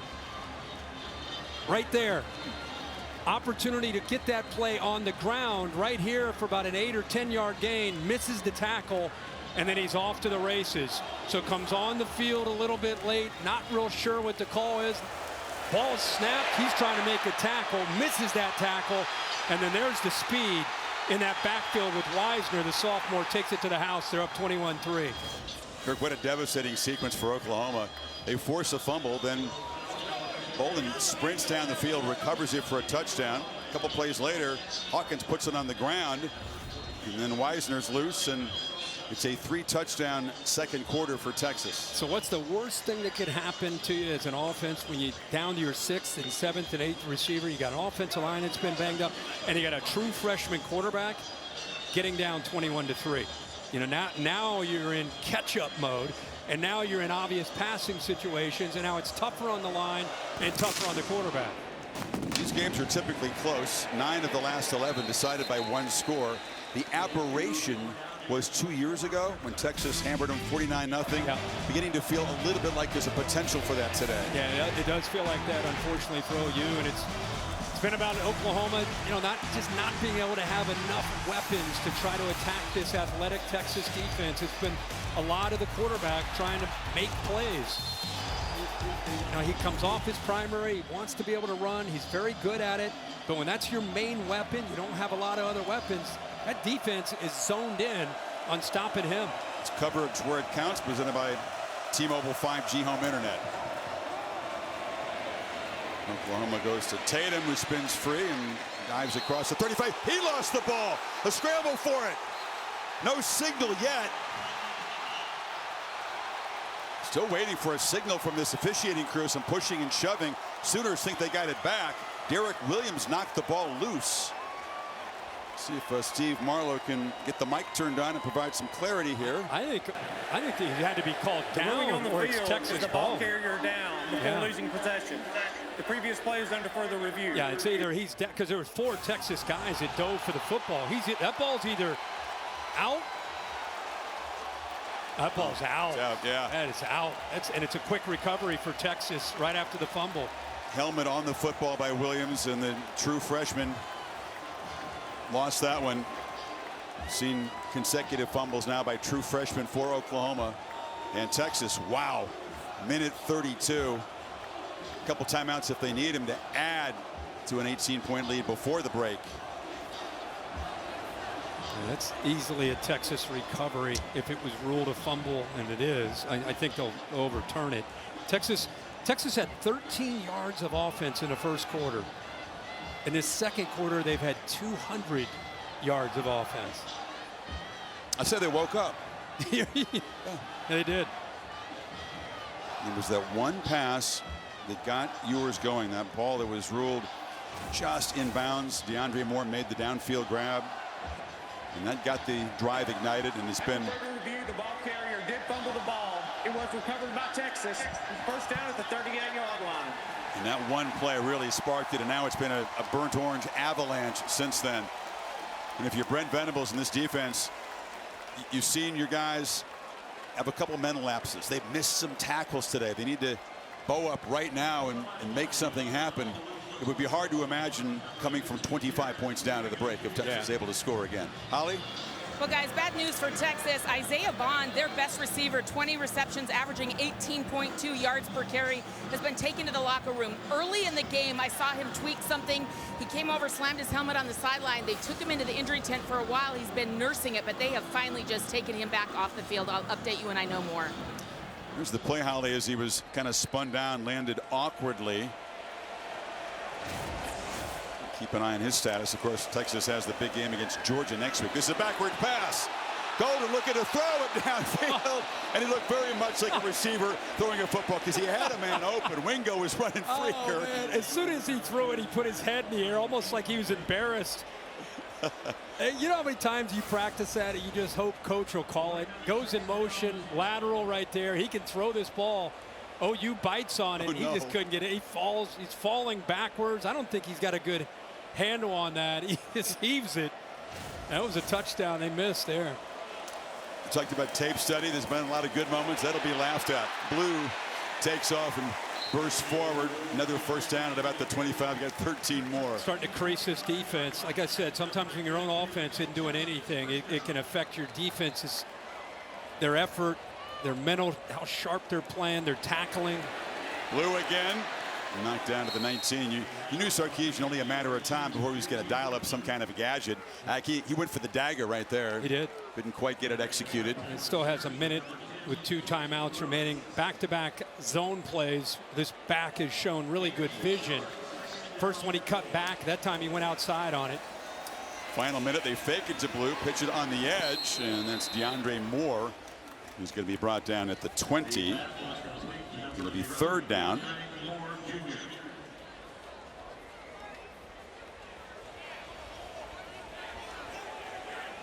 Both sides subbing here before this play. Silas Bolden's in the backfield, and Ewers looks for him.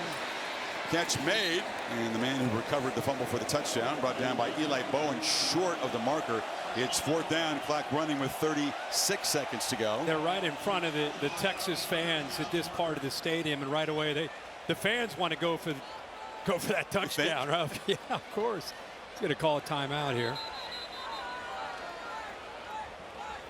Interesting to see what he decides to do. I've seen it before when the team comes in, underdog for a reason, shorthanded with injuries, and gets some breaks early and makes some of their own breaks. And they're got an advantage in field position momentum, but they don't take advantage of those breaks. You just know it's a matter of time before Texas would wake up and begin to flex, and that's what we've seen here. Yeah, and like Quinn Ewers started really slow. That was a little bit of his story early.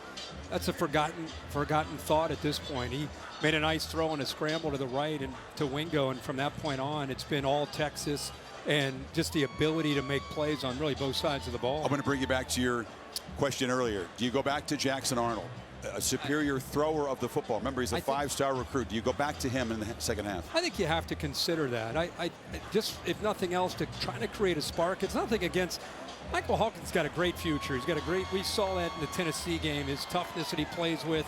Right now, he's still in the developmental process. You know, it's tough to ask a freshman with a banged-up offensive line and with a lot of young receivers to try to play in this kind of game. I mean, if it could have stayed at 10-7, 13, one possession game, that's his kind of game. you dig yourself a hole like this, and it's you're trying to find a quarterback that can help you throw the football. Texas trying to make it a deeper hole. They're going for it here. Need a full yard on 4th. Blue and Jarrett Gibson, the freshman, in the backfield. Pitch it. Blue. Flag comes in right at the point of attack. That's Gunner, typical holding zone there. Gunnar Helm, the tight end out there on the edge. So that'll back him up, take away what would have been a first down run, and you'd think that Sarkisian would send the field goal team out. Offense number 85. 10-yard penalty. 4th down. Thought I could lip read and said it's a terrible call. He just horrible. disagrees. He said that's horrible.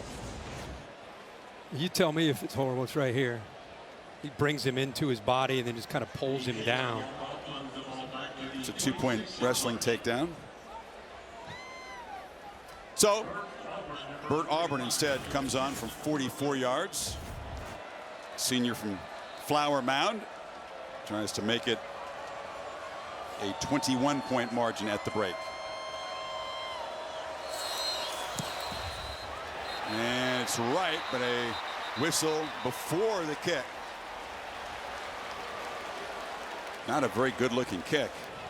He was struggling in warm-ups down there. It's a gusting wind. Timeout, Oklahoma. 30-second timeout. And it took a timeout to freeze the kicker, and he's going to get a mulligan there. That was not well struck. Nunn made a meal out of the slight contact after the miss. Well, he saw it going right, so he decided to take a dive there. Sark's telling him, hey, man, they called a timeout. You get another one. I don't know if Sark's qualified to give kicking advice. Mike Black is. He's to my left, the spotter, former Boise State kicker and arena kicker. Says you got to drive it. You can't pop the ball. You got to drive it into that wind. Yeah, absolutely. I'm all for whatever. That was not driven. That last no, missed it. They make this field goal. It's 17 points in the last 2:21 of this half. Now this one he wants to hit like the way you hit your driver, really just low. Scull it. Hit it off the tee box marker. Yeah. Yeah. Both of us awful. Given a second chance and see if Auburn can convert this time.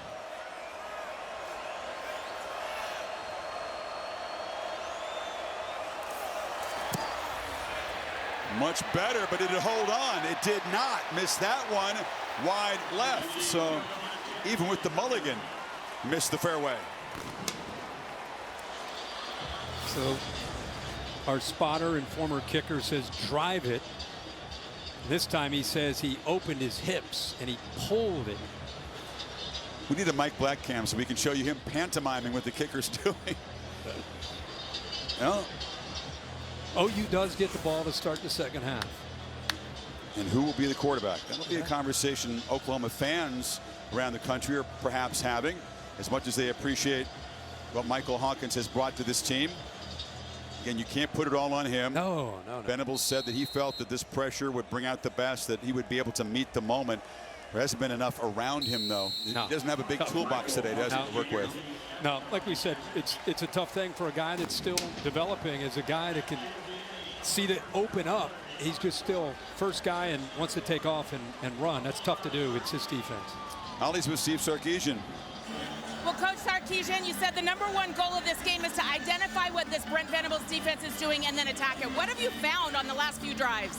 Well, we got the running game going. We're getting a lot of split safety, a lot of 3 safety looks. Got to run the ball and take advantage of stuff with the light box, and we're doing that. Quinn Ewers took a minute to settle in. How has he gotten more comfortable? How did you help him? Well, we're staying out of 3rd and longs, first of all. He missed a couple throws early, but I think he's in a pretty good groove now. Thanks, Coach. Thanks, Holly. Laura's with Brent Venables. All right, Coach, you get the ball to start the second half. How do you get more offense going? Yeah, I'm just going to start over. You know, again, we got to take care of the football. We got to learn how to tackle. We'll get those 2 things cleaned up, see if we can make it a ball game. You stick with Michael Hawkins Jr. at quarterback? Yeah, he's done okay. All right, thanks, Coach.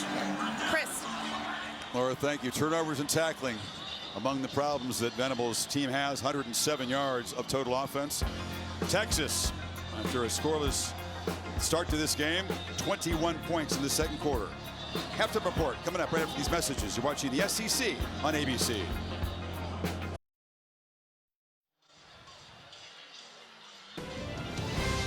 back at the Cotton Bowl, the SEC on ABC, presented by Burger King.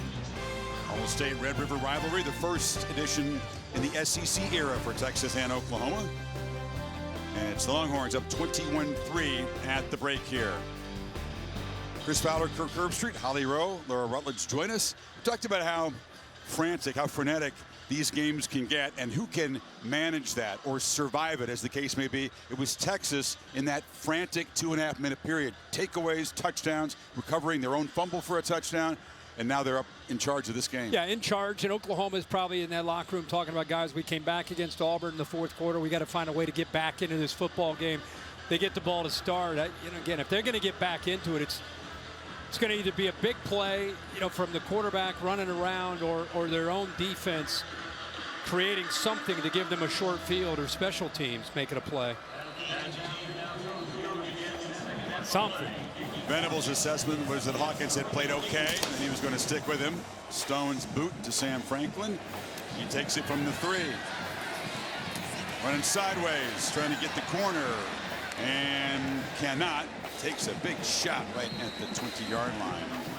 Here's that scoring flurry from Texas. They finally got a drive going, 75 yards, spread the ball around, and Gunnar Helm made the touchdown catch. Yeah, what a call there by Sark on third down. Goes to the tight end on the backside after rolling the quarterback to the right. This is a great hustle play right here by 11. Silas Bolden secures that touchdown after a fumble. This is what Chris is talking about late in that first half. The turnovers, it was like an avalanche, and OU's defense, maybe the wear and tear, emotional wear and tear, led to that quick score for the Texas offense after that sudden change. Start over is what Brent Venables said, Kirk. He'd like to, but they face a huge deficit here. That would indicate that you got to find a spark. Who can make a play? Is it J.J. Hester who got downfield on Auburn in that comeback you talked about? Can somebody else step up? And the problem is that Sark's defense right now, they're just sitting back. They're not giving up those quick, easy scores.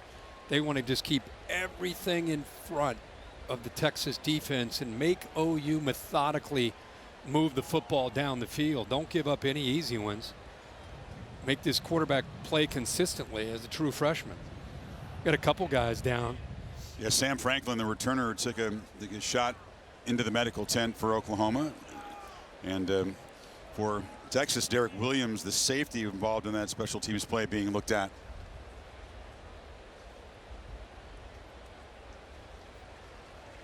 Not a high snap count game. It's been played actually pretty methodically. Texas running 32 plays in the first half. Oklahoma averaging barely 3 yards a play. Just 107 total offense. Yeah. As Williams has helped off. Yeah, he's been hurt. He's just getting a chance to come back. Right leg looks like the issue of concern. So what can OU do to create a spark? What can Hawkins do? He's been harassed. He's been chased down. A couple of sacks by the Longhorns in the first half.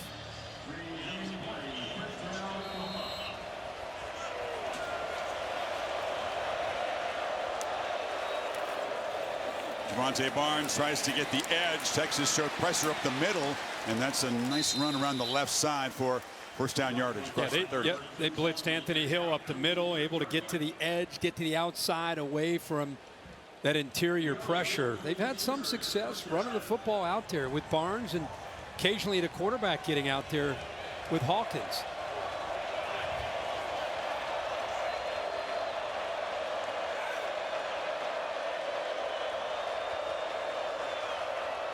Check to the sidelines. See Texas playing back here, 2 safeties. And don't want to give up anything through the air. Another run off the left side. Barnes, it'll stutter step, and it's a positive gain on first down. Laura? Well, Chris, we wondered about the decision to stick with Michael Hawkins Jr., but this Oklahoma team really believes in him. Their defensive leader, Danny Stutzman, going up to him right before this drive, reminding him of that. We believe in you. They actually trust his quiet confidence a lot. We'll see if they can score here, guys. Imperative for Oklahoma.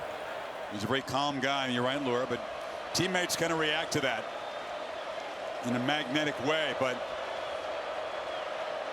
he's going to have to do it with his play, not his demeanor. Pitch on the edge. Barnes that time tracked down for a short loss. It'll be 3rd down.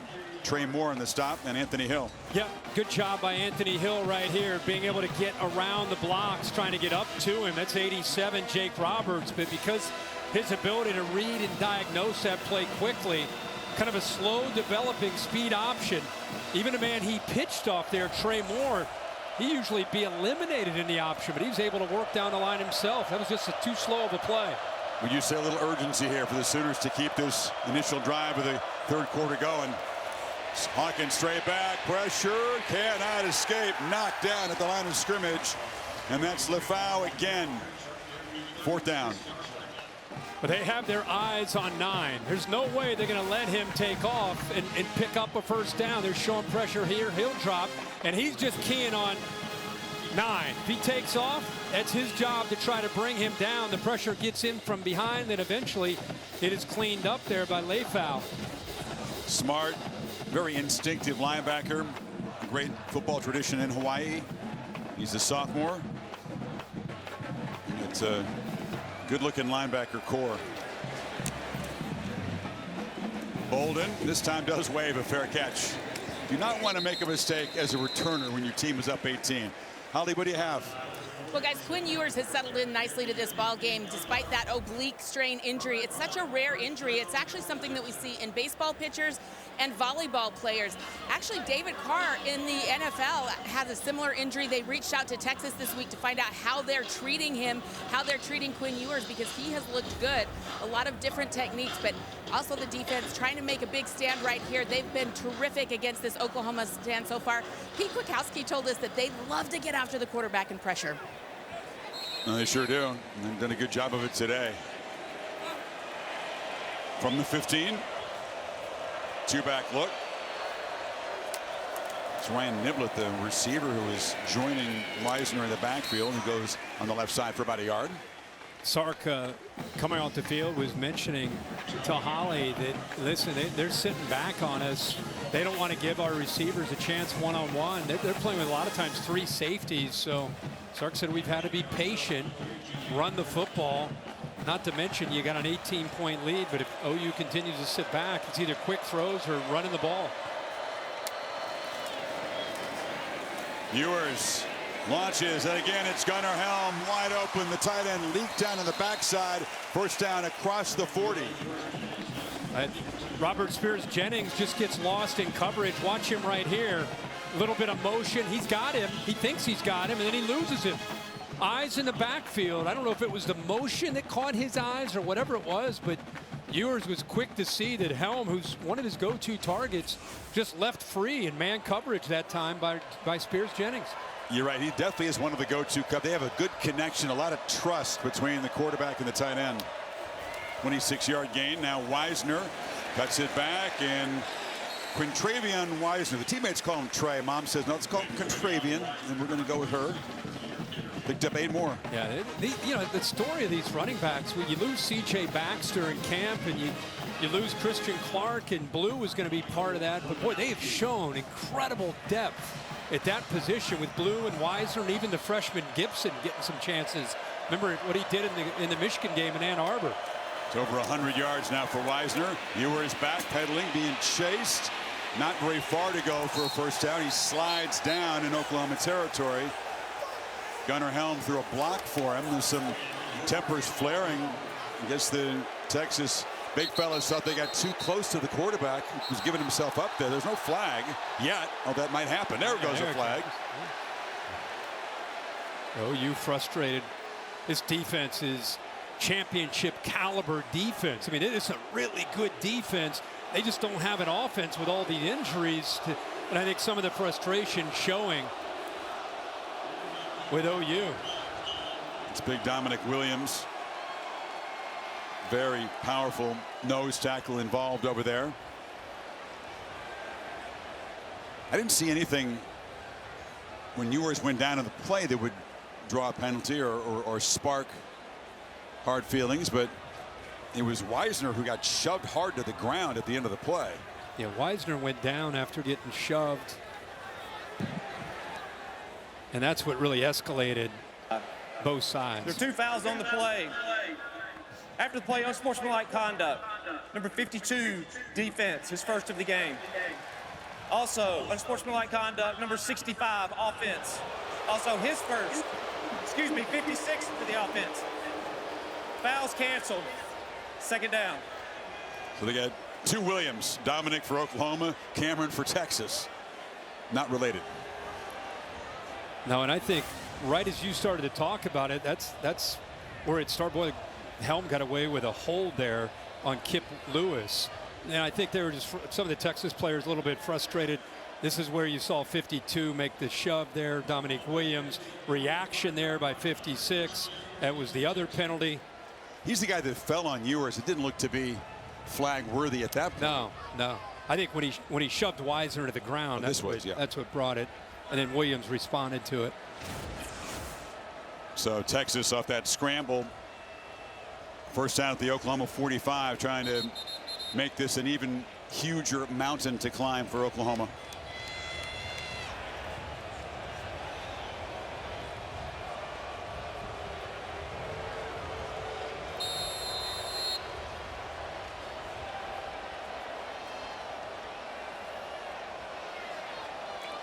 If you're Oklahoma and you want to sit back and prevent big plays, I understand that, except it allows Texas to go on these longer drives, churn even more clock.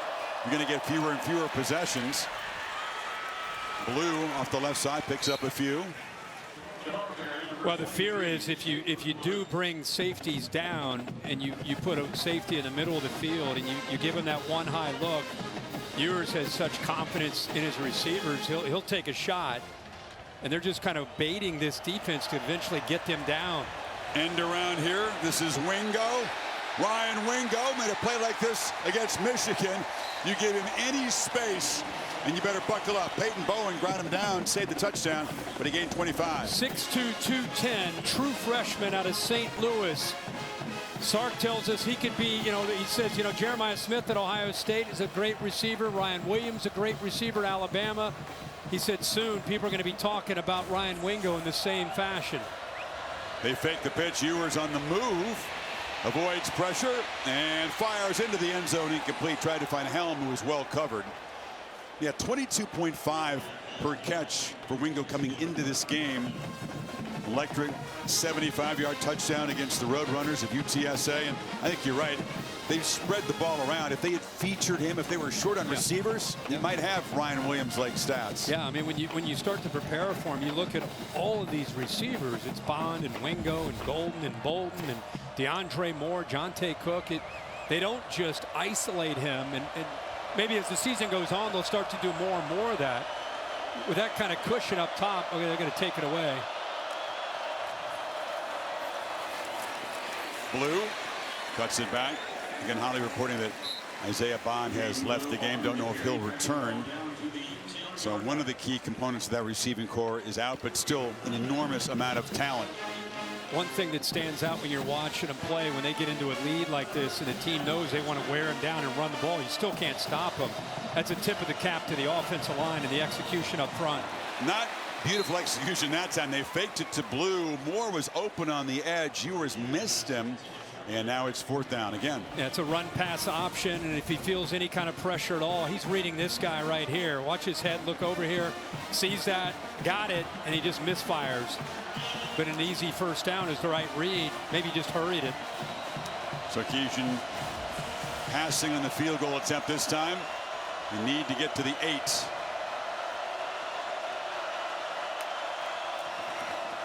Fake it to Blue. Ewers end zone, and he overthrew it. So a turnover on downs. Wingo was behind a couple of suitors. That would have been a tricky pitch and catch. Yeah, he's trying to kind of give a hesitation move and then go by Des Malone. He's way out to the right, little bit of an inside, and then tries to work around him, but hands on him, slowed him down, didn't allow him to get to his spot, and OU prevents the touchdown. The one and only Bevo. Big fella. 2,100 pounds. I asked the handlers, they said, is that bigger than normal? I said, yeah, he's kind of beefed up. Eats about 65 pounds a day. So like Sarkisian's beefing up the offensive line to get ready for the SEC. Yeah, Bevo. even Bevo's bulking up, yeah. Man, I wish Ben would have come this week. I would have loved to send him down there to say hello. Hawkins from the pocket. Pump fake, and he'll be knocked down hard. Nobody open. And eventually the pass rush closed in. That's Ethan Burke who knocked him down. Yeah, they're zeroing in, keeping their safeties back, not willing to give up anything downfield, and then they can turn up some pressure. Able to bring the nickel that time. I thought he might throw that one away again outside of the pocket, but instead, like you say, a pump fake, another loss of yardage. It was an aggressive pump fake. He had to beat his left hand out there to keep the ball in possession there. 2nd and 14. Barnes from the goal line. Muscles for a short gain. Holly? Well, speaking of beef, this is something intentional that Steve Sarkisian has done since he came to Texas. He understood from his time at Alabama that the line of scrimmage is everything to win a national championship. So it's been subtle, but it does matter. Look at the offensive line. On average, they are 10 pounds heavier, and the defensive line, you can see the changes there. They are slowly but surely investing in big men, is what Steve Sarkisian says, and they're getting that push along the line. They definitely looked the part. Impressive team coming off the bus. Impressive team on the field. 3rd and 14. Pass rush. Flushes Hawkins again. Who scans and just throws it away. Nobody home. And Trey Moore came after him. And here comes the punt team. Well, his intended receiver, Bauer Sharp, thought he was scrambling. He started to block. There's no one to throw the football to. I mean, their last 7 drives, punt, punt, fumble, fumble, punt, punt. Why they're 18 points down. And you go back to Texas going for it. What's the downside? If you don't get it, you're putting this OU offense that's struggling at their own 10-yard line. Elzinga to boot it away again. Really no consequences. You get the ball right back. There are 3 returners back. Silas Bolden standing at the 45. Lefty gets it away and drives him backwards. Good punt. Bolden makes the grab at about the 30. Now tries to get the edge. Is retreating here and will finally turn the corner and is grabbed out of bounds at about the 32-yard line. A 64-yard punt by Elzinga to at least help his team out. The names and the faces, the legends on both sides of the Red River rivalry.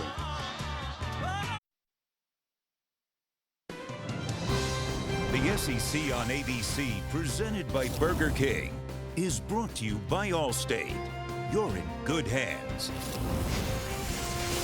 Try to cover from all angles. The T-38s are part of the flyover before the game. No, they were. Let's go inside the cockpit, Kirk. Get inside one of these things. I have. Backseat. I threw up the entire trip. Hour 45. Fellows from Shepherd Air Force Base up in Wichita Falls being honored before the game. That was cool. Some Texas fans and some not Texas fans. Longhorns from the 32. Midway through this 3rd quarter. Uneventful 3rd quarter so far. Wisner into heavy traffic. Not much there. And Sarkisian can tend to grind things out if he has to here. Oh, yeah. Yeah, this game is in his hands. Like I said, this is what Texas, knowing that OU has these difficulties right now at this stage of where they are with their injuries. Their whole goal is if they could build a lead and get them into catch-up mode, into obvious passing situations, then they could just sit on the ball and work the clock. High percentage throws. There's a high percentage check down to Wisner, who's slammed down a couple yards short of the marker by Bowen. So 3rd down and about 4.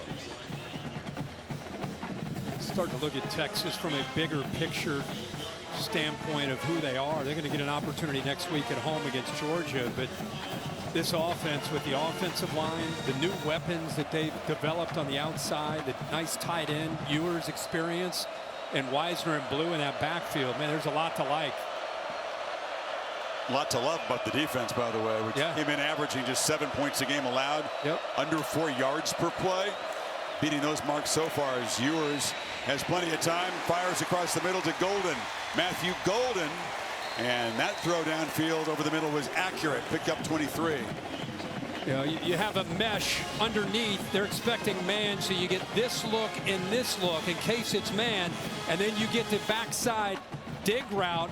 See underneath, not there. It opens up perfectly for that throw right behind. Beautiful opening throwing lane for him. After tempo, Wisner takes off and a first down run for about 5. Yeah, you come into this game thinking Blue might be the featured guy, and his game has gone on more and more. Wisner's gotten a hot hand. He's averaging 12 yards a carry, up and over 100 yards. He looks fresh. He looks really good. 200-pounder. Breakout game for him. Best game of his career. He's doing 100 yards plus rushing in the Red River game. That constitutes a breakout for the sophomore.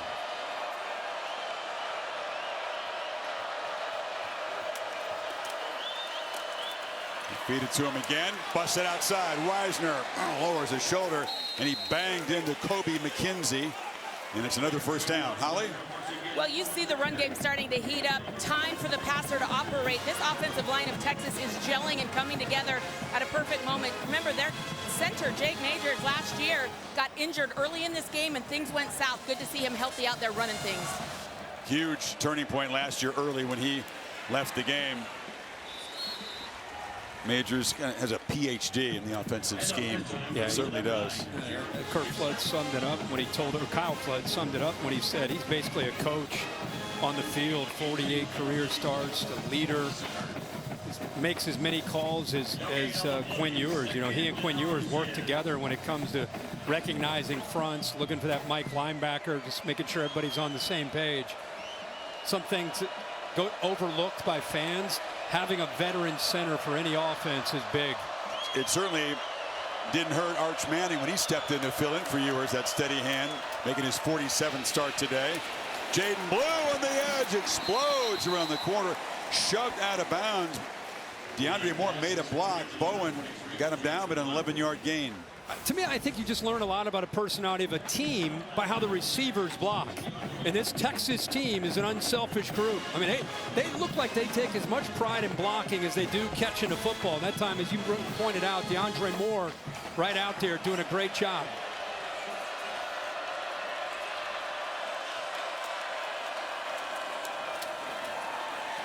Left side, not much for Blue as the Longhorns kind of grinding away again, trying to make this an even deeper hole for Oklahoma. Pretty good penetration this time. Terry's able to get in there. Oklahoma's been rotating a lot of different players. Woolard also in the transfer from Miami of Ohio. Breather for Wisner. Now he's right back in there. Got the football again. Stiff arm, breaks free. Wisner, he's delivering shots in that Oklahoma secondary, not taking them. There's a flag out on the play back near the line of scrimmage. Yeah, he went up with Kenai Walker. Looking folks up. He dialed him up. They're going to bring this one back. 10-yard penalty, second down. Yeah, the right guard, DJ Campbell, on a holding call. But, man, it's fun to watch a back. Instead of going out of bounds, he stays in bounds and takes that hit on. You said fresh legs. Yeah. Right there, you see him grab it, 90. Again, Woolard. 32 carries through the first 5 games, so they've been able to spread the ball around. There's not much wear and tear for any of these Texas backs. And Wisner today just hitting his stride. The hold moves it back to a 2nd and 22. Pitch on the edge. Catch made by Wingo, and before he can get going, drag him down at the 23. Even though Sark's becoming more conservative here in this second half with this lead, it's still his play design, the eye candy, the pre-snap movement, false keys. Does a really good job of putting a lot of pressure on a defense and making them really communicate, make sure they adjust. A lot of pre-snap movement.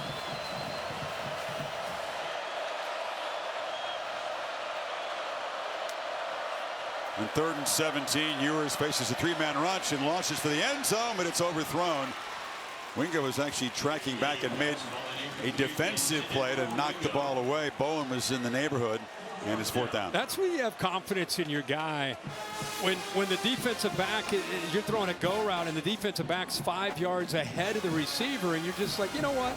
He's going to put it up there. Look how far out. Look at Bowen. He's way down. He's like, yeah, I'll give him a shot. What the heck? That's when you know a guy at 6'2" can go up and potentially make a play. Well, Auburn officially 0 for 1. He missed one attempt. Oklahoma had called timeout, then missed it after that.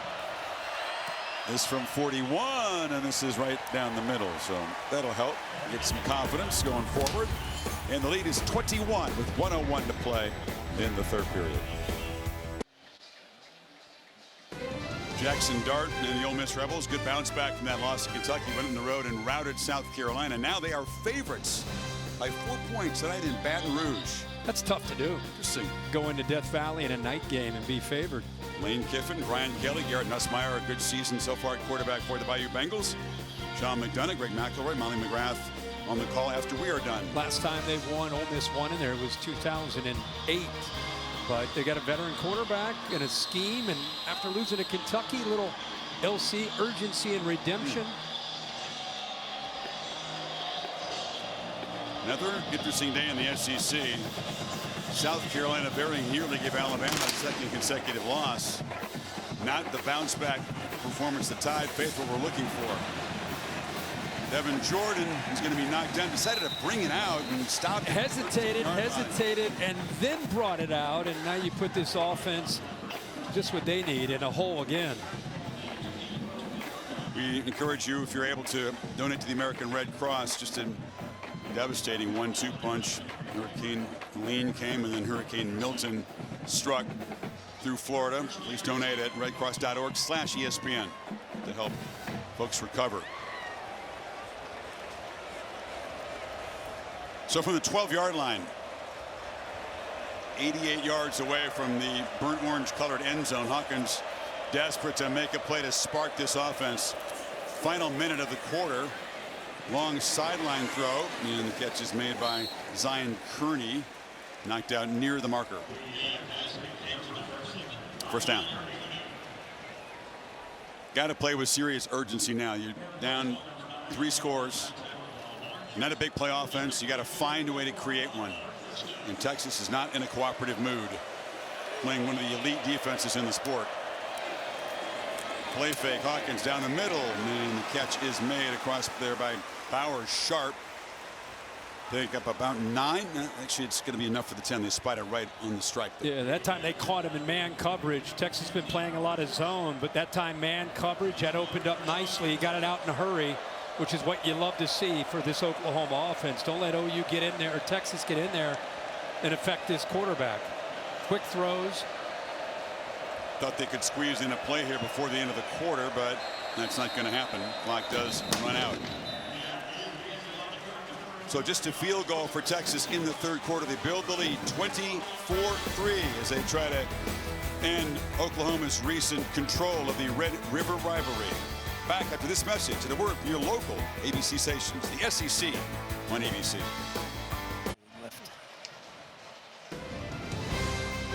Set for the 4th quarter, you're watching the SEC on ABC, the All-State Red River rivalry. For a hot day here in the Cotton Bowl. These Texas students were out there like before kickoff for like 2 hours, and it was 93 degrees. Taco Bell Live Más Student Section of the Year. They're contenders just for that toughness on a hot day. Great job by them. There's nothing, you wouldn't get anything to eat out there, would you? Fried Oreos or fried ice cream. I'll tell you a story after the play. You're not dabbling. Play fake. Hawkins again looks downfield, didn't find the debate. Texas is just not allowing that. Checks it down. I had a turkey leg. I had a turkey leg. Come on. On the SEC Nation show, they handed me one. I didn't know you wouldn't have liked it. It looked like a rare turkey leg. I don't think turkey meat should be had rare. Shot. You got to burn it. Check with me tomorrow. Make sure. Yeah. Like mine, everything burnt. Tasted good. It just looked raw. Too pink. Yeah. Not my thing. Quarterback run all the way. Hawkins plows forward within about 2 yards of the marker. 3rd down coming up. Greatest thing about a young quarterback like Michael Hawkins, just like we saw that night he came in Norman against the Tennessee defensive front, showed so much toughness. And this game has not gone the way they had hoped, obviously, but the one thing you can count on with him is kid keeps fighting. Not the biggest guy, he's under 200 pounds, but he is certainly tough. Kind of wiry, strong, obviously explosive, slippery. There's a shovel pass inside to Bowers Sharp, the tight end. And Benda makes the tackle. It's just enough to keep this drive going. That's a nice little triple option there with the man in motion. The receiver, or the back, Barnes, he could have handed that off or dipped it underneath, which he decides to do. Three-man rush. Hawkins is still pressured and flush, and a flag comes out. That stings when Texas rushes three quarterbacks on the move, and you get an apparent holding penalty. Yeah, holding on Hickman, the center. Yeah, you're right. Sorrell broke through there.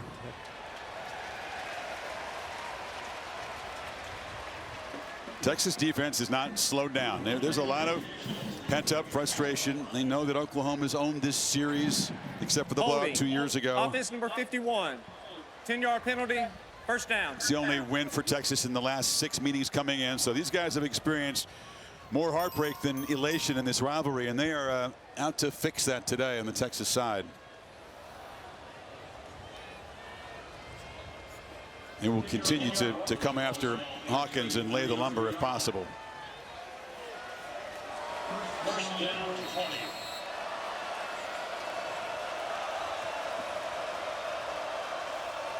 Five receivers out, empty backfield.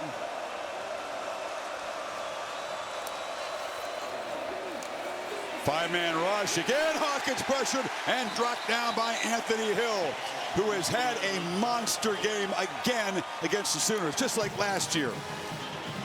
Well, that's such a dangerous thing. You empty it out. You've got five offensive linemen, and they're rushing five. It's one-on-one, and the edges is where they're able to get the pressure. On the right side, he goes around, and on the left side, Anthony Hill shows that versatility, gets underneath that left tackle with quickness. 10 tackles for Hill, forced to fumble earlier, now has a sack. Look at Hill, he's out here, he drops, he rushes the quarterback, he does everything. 2.5 tackles for loss for the big linebacker. And a Denton. Holly? Well, guys, Anthony Hill is known for being a playmaker. He watches extra film so he can do this. His first year as a varsity high schooler, he had 105 tackles. His personal best, 22 tackles in a game. And guess who it was against? Boise State. Ashton Jeanty, he knows how to tackle in big moments. 22 tackles, and it was that guy who's one of the hardest to bring down in the country. Kurt? Yeah, Holly, he's got a real sense for the spotlights here. He is a big game linebacker, and he's got another one under his belt today. He's chasing down the quarterback again. Did you see the speed of Hill that time? I said there's going to be no let-up from this defense. No, and it's the versatility. Like I said, he plays middle linebacker. He'll play out on the edge. He'll walk up and rush the quarterback. He does everything. Here he's just, he knows there's the threat of him taking off and running. It's maybe OU's best play. Everyone's covered. The quarterback runs. And Oklahoma continuing to go that way. They're going to our left, backwards. I can't go the other way today. It's been a tough day for the offense. Yeah, you run out of bounds there. It's going to go down as another sack. And Zinga way too busy today as the Oklahoma punter. And Silas Bolden is living adventurous. Silas Bolden, can he make the punter miss? He can! Down the sidelines, and he's finally knocked out of bounds way down near the 20 of Oklahoma. He recovered a fumble for a touchdown earlier, almost housed the punt return there. Boy, Chris, great job right when he caught this ball. I wondered if it might be potentially a block in the back. I'm looking at Bill to see what he thinks, but he kind of just used him as a shield to work around him. But that play opened up very nicely. Bill, what do you think of that initial? Yeah, he was behind him in chase mode, and if he's got contact behind him, easy to support a block in the back call there. There wasn't one. Bowers Sharp's the man that hustled down there to save the touchdown. But another big play for Bolden. Oklahoma thought that they had to win the special teams today, make something happen. It's been the other way, and now Texas begins the drive in the red zone. Silas Bolden was a heck of a player. We saw him up in Corvallis. He was the most reliable receiver in that Beavers team a year ago. He comes down here as one of the portal signees and hadn't really had a breakout game until today, but he's made a big impact. Like, you know, that's what Sark said. At any moment, you'd think he's got the ability to get loose, and it's here on special teams. They just come at you in waves. Last year it was Worthy, it was Mitchell. I mean, you knew who you were dealing with. This year it's such a different group, very different style from last year too. Ewers looking to throw on first down. Flips it short, incomplete, and flags come in. That was Dasan McCullough in cover trying to break up the play against Wingo. A little too aggressive.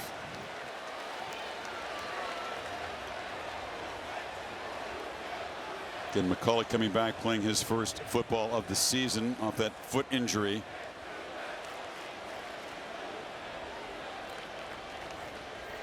Still talking about it. Pass interference, defense number 1. Spot foul, automatic first down. Always amazes me when the left arm, I think, is what they're looking at. Yeah, he definitely hooks him. It's amazing. The team that's leading, you know, the split to 50 from our vantage point to our left is all burnt orange, and from our vantage point to the right is the OU side. And as the winner starts to become more and more obvious, you see that side full, jam-packed, and we start to see people starting to head out. Wisner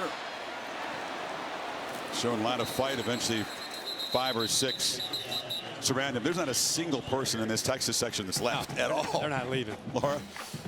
Yeah, exactly. Hey, guys, Brent Venables is looking for a strong stand from this defense. He just challenged him on the sideline and said, they are whooping us in all 3 phases. Now's when you show me who you are. Stand up. Who are you going to be in this moment? Also telling him, I want to pick 6. Get the ball back. Take that thing down and score.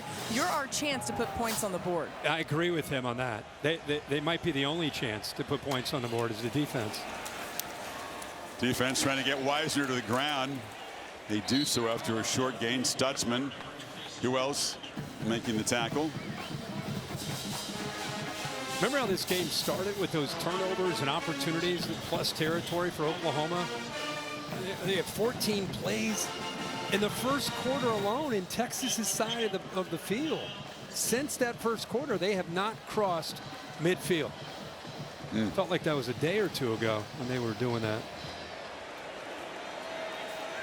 3rd and 6. It's Ryan Niblett, who was in the backfield. Now the receiver motions out and comes to this side. Ewers looking that direction. Now scans to his right. Man wide open. Pitches it down to Gunnar Helm. They just have not accounted for the tight end too often today. And he makes him pay, converts the 3rd down. There you go. You give him time with rushing 3, dropping 8. He's able to work through his progressions. Nice job. He worked from his left, came all the way back to the right. Maybe his 4th option there. He checks it down to the tight end that was just kind of waiting there, as I say, a check down, and finds him. Helms had a heck of a day getting the football and showing what he can do after the catch. Any opponent for Texas, beginning with Georgia next week, is going to have to look at a lot of tape and figure out what they can do, have a plan for Gunnar Helm, because Michigan couldn't stop him. Oklahoma hasn't stopped him, and the way Sark designs these plays makes it very tricky.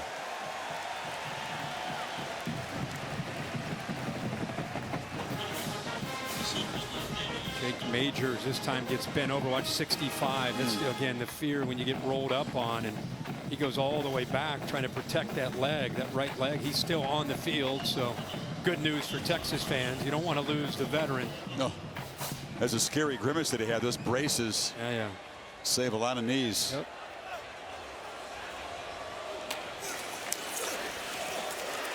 Pitch to the end zone. Leaping attempt. Incomplete. Golden went up for it. Caught it. Could not get the foot down. You know, Ewers on this drop back, he takes a hitch, and I think it makes the ball just a little bit late. It's a small thing. Watch his footwork. If he doesn't take a hitch and he just gets the ball out, see that hitch right there? That's the difference between having enough room out there and just being a little bit late. And that hitch cost him a potential touchdown against Bowen. So 3rd and goal.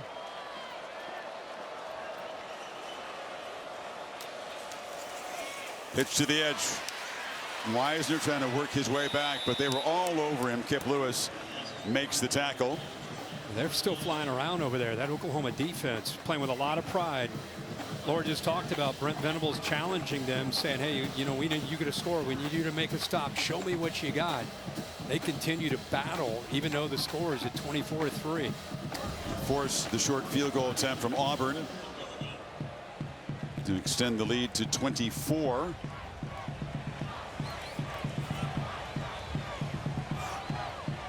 This from 29 yards out. And Auburn makes it 2 for 3 on this Saturday. Talked about the food at the State Fair. There's still time, Kirk, to get you a corny dog or oh, there you go. That was your funnel cake or all kinds of stuff out there. There's your funnel cake. Monster Saturday in the SEC next week in the afternoon. Traditional 3rd Saturday in October. Alabama struggles continue today. Go to Knoxville, and then in primetime we are in Austin as the Dogs come calling. How about that? ABC at 3:30 and at 7:30 Eastern time. Does not get more powerful than that on Saturday in one conference. Huge. Alabama escapes today. South Carolina gave them all they could handle in Tuscaloosa the week after they lose to Vandy. 2-point conversion incompletion by the Gamecocks, so that would have gone to overtime.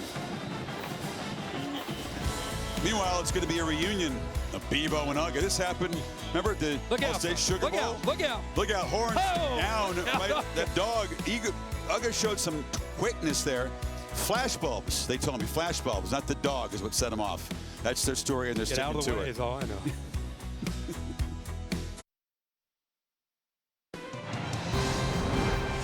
The SEC on ABC is presented by Burger King. You rule. To the victors in Dallas every year, the privilege of donning the golden hat. They just take the trophy apart, put the hat on the head.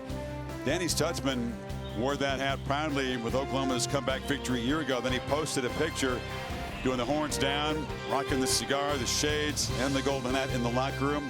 He's selling T-shirts with that picture on the front, and the back is only Oklahoma fears God, Texas fears Oklahoma. Didn't sit well with the Longhorns, by the way. They took note of that picture that Stutzman posted. Hawkins on the move, flips it down, and it's Thompson taking a hit after about 6 yards. I showed that picture to Ewers. He said, does that make you mad? And he said, yes, it does. That's how he came in today. Horns down on the necklace. Yeah. All right. Well, you earn the right to brag and to sell swag when you win, and it's going to be apparently Texas's turn to do that. Barnes smothered, nothing there. Maurice Blackwell. Should say this to defend Oklahoma a bit. What they've been dealing with. Everyone's going to look at this score and say Oklahoma in the SEC. Come on. No. Oklahoma's defense, healthy, is ready for the SEC. Oklahoma's offense, with their top 5 receivers, with the offensive line that's been a disarray with injuries, going to a true freshman quarterback, it's just their margin of error is so small. I'm not making excuses for them, but they're depleted on offense right now. And bobbled, eventually dropped by Reagans. They made some miraculous plays, a deep shot, a pick 6 to beat Auburn, gritty victory on the road last week. That's where they're going to have to manufacture wins in this conference until they get some guys back healthy. You got to get healthy, and you got to get a quarterback that can go through his progressions, and they're just not there right now. I think they all thought when the season started Jackson Arnold would be that guy, number 11, and he's been replaced a couple of games ago by Hawkins, and they're going to be some good moments. There's going to be some tough moments with where they are. Hawkins flushed on 4th down, and he just flips it away. No chance to make a play. Couldn't do that on 4th down. Yeah, I mean, Texas takes over. Again, that's an example with, in a perfect world, a guy like Michael Hawkins, who's in that developmental stage of his career. There's a guy in front of him playing, and he's learning and watching and growing. But he's forced to be out there and play. And you're seeing his youth. Now, down the road, he's going to be a great player. He's got all the physical traits, but game's moving fast for him. Not a lot of help around him, and it's easy to point the finger at him, but this is it's a group effort. That's South Carolina at home next. Still got to go to Mississippi, at Missouri, at LSU. That's what's ahead for Oklahoma in the SEC. And by the way, they have Alabama coming in to Norman. Yeah. Not easier. Double pass again. They're going to try it. Golden chucks into the end zone. And this time they make the catch. He threw into double coverage, but coming down with the football, his helm there, and it was such a bad throw the first time. He said, Coach, let me try it again. I'll tell you what, this should have been picked. I don't know how this ball was not picked. Give Helm a lot of credit for going up there and high-pointing the football to take it away from Robert Spears-Jennings, but I can't believe he caught that. Gibson gets the handoff and muscles down near the 1. You don't see that too often. A double pass with a receiver. The first one is laughable. Right. You give him another chance. This should never have been thrown. He threw like a fair catch up. If you threw that to the outside, he's laughing. It's a touchdown. Before they get ready for Georgia next week, they may want to have throwing practice with these running backs and receivers to see who gives you the best chance. You know, with the way Gunnar Helm is playing, I'd throw him anything. Just throw it anywhere, and he comes down with it. How about him getting up at 6'5", went up and found that football and brought it down. The kid's a baller. Tremendous athlete, leading receiver, 91 yards after that. 20-yard gain. Ewers will run it in. Takes a shot in the end zone, but builds the lead. And Texas getting some sweet payback today for some recent losses to the Sooners. I can't help but think, it's 27-3 with 5 minutes to go. You just stop them on 4th down. You're at the 25-yard line. I know where you're going. I was like, he's calling a double pass. It's part of a rivalry, right? I think they're not only doing this, they seem to be enjoying it as well. He enjoyed that. Yeah. It was a nightmarish start. Back-to-back years, Ewers shaky early, threw a pick, was really off his game the entire first quarter. Got it going for the last 3 quarters. 34-3. 34 unanswered, by the way. Capital One showing the rankings coming in. Ohio State, Oregon. It's a primetime game in Autzen Stadium. 2 versus 3. Penn State and USC are battling. USC went back on top. They've led most of the game. Penn State tied it. Now it's a touchdown lead for Penn State. And Alabama talked about that incredible scare at home against South Carolina. We talked about Ole Miss as a favorite on the road at LSU tonight. Ohio State, Oregon. Well, that's a huge one. Who do you like? I go Buckeyes on the road. Yeah. I think so.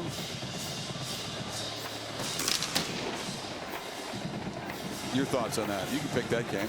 At preseason, I picked Oregon to win the national title. The way Ohio State. But you picked Ohio State to win the Big Ten. I know. I did. Mixed message, my friend. Yeah. All-State bus is here. What's your All-State good hands play of the weekend so far? I might as well use the play from here with Silas Bolton, who's blocking in the backfield. Back gets out. He's kind of trailing. He's hustling, maybe going down to celebrate. I think he's hustling just in case that happens. And he's right there to jump on top of it. Went 55 yards to secure that. That was a big play in this game because Oklahoma, they were right there. Stutzman's about to jump on that fumble. Would have been their ball, but bailed Wisner out. He was in 5th gear. When he saw the ball loose, he hit to 6th gear. He accelerated, right? He did. That's the new world of the 12-team playoff. You could see Ohio State maybe winning the Big Ten in Indianapolis. Then you throw all those teams into that playoff. Sure. Oregon could get hot, but man, Ohio State haven't played anybody great. Played Iowa, played Michigan State. Find out really how good they are. Are they in there with Texas and Georgia, some of the elite teams, or is Oregon that team? Barnes to run. Hawkins completing 12 of 19 today, but just 93 yards. Still hasn't thrown an interception this season, but just couldn't generate anything in the air to the end zone. And he was pressured and hit, sacked 5 times. Holly? Well, guys, I actually talked to some of the Texas players about being ranked #1. How have they talked internally about that? And Jake Majors, the center and leader of this team, said, you know what, we've said it's cool, but we don't care. We only care about being ranked #1 on January 20th. Long way to go and a major test coming up. There's the lone SEC unbeaten team of the Dogs in Austin next Saturday night. Pitch inside, and that's Carrion, the freshman from Odessa, with just his second catch of the season for 13 yards. There's Majors. Yep. Looking forward to sitting down with him next week in Austin. Just one of the great, like, cerebral guys. Just, you know, when they say coach on the field, they mean that. A lot of times a coach will throw that term out there. That dude has, like, coach level knowledge of protections. Hawkins again, seeing this so often, just trying to sprint to the sidelines for anything he can create, and that wasn't much. Now they're trying to hit the wheel route, the back sliding out of the backfield, Taylor Tatum, but Texas took that away, and so he just got out of there as quickly as he could and took off. Got some positive yards anyway.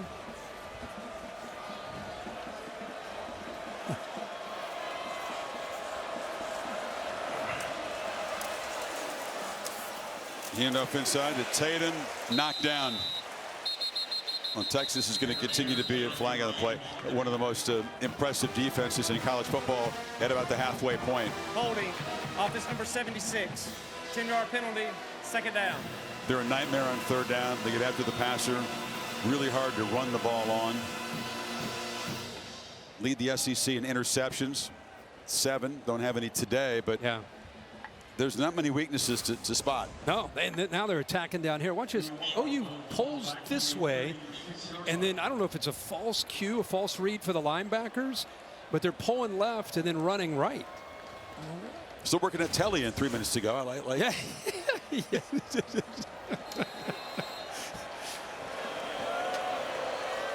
Get the golden hats ready. Longhorns are going to enjoy wearing them today. Where's Cupper? Is he out there? He is. Oh no, there's another pass rush where there was just no holding penalty thrown. I think let's just get this thing over with, because there was a tackle just about made to keep Hawkins from getting leveled there. Bill Norton was charging through there after the quarterback.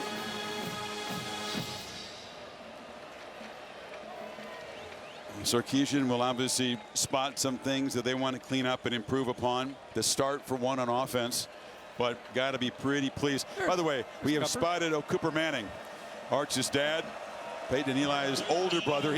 There's Ellen. Ellen's in charge of Coop. Cooper's my favorite Manning. He's the funniest of the brothers. Yeah. He had a big ass hat on. He told me he keeps a really low profile. He's wearing a 100-gallon hat in there, but that's a good look. He reports in to his left, all right. I guess his orders are to keep a low profile and not get spotted, because he's usually better. Well, that's how you're going to get spotted when you wear a hat like that, like Big Tex. His dad used to keep a low profile, headsets at the radio call, watching Peyton and Eli. He had a radio show with Cooper a long time ago. Hawkins takes off. You call him Cooper or Cupper? Well, I know what you're doing, as the family would say it. Arch says Cupper. Cooper, yeah. Well, but C-O-O-P-E-R.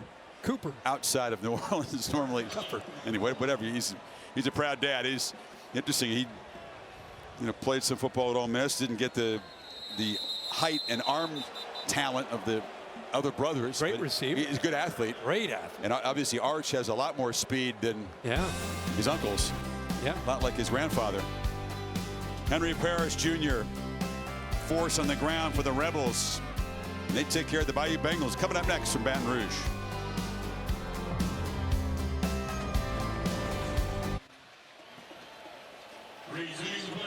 That's the famous Golden Hat Trophy sitting on the medical cart. Appears to be a stretcher there. It'll make its way to the field. And we are exactly 2 minutes away from Texas grabbing that trophy. You can take it right off the base and pass it around.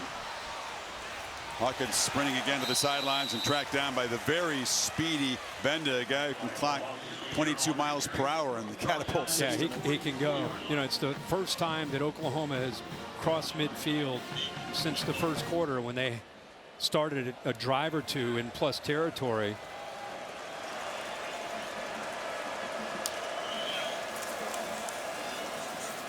Hawkins dumps it down. Catch made. Hit delivered. This Longhorn defense continues to be fired up. Hit late on Tatum. You know, a couple of years ago, the dramatic comeback as the hat makes its way out here. Caleb Williams had that hat on. It was an amazing comeback. Lincoln Riley's last year here. But sandwiched around that, you know, Gabriel a year ago, Caleb Williams, and then 2 of the last 3 years now have been emphatic Texas victories. So right, players on both sides have experienced some real highs and lows, some amazing wins Offense number 10. for these OU seniors, and 2 really lopsided losses at the hands of their rival. Yep. So much focus on these 2 teams coming into the SEC, but when you get close to the programs, it's as much about OU Texas as it is joining the SEC. Such bragging rights on the line. A lot of these guys played high school football together, like most rivalries. Quinn Ewers has bragging rights. By the way, his girlfriend Maggie goes to Oklahoma. She's from Texas. They knew each other before, and he'll visit her. She was sitting, by the way, with the Ewers family, not rooting for her school, but rooting for the boyfriend, which is a smart move. Catch made by Kearney. Texas defensive line starter studs still out there in the field. You see Sorrell, I see Broughton still out there. 45 seconds to go. Yep. Giving them the opportunity to finish the job, I guess, on the field.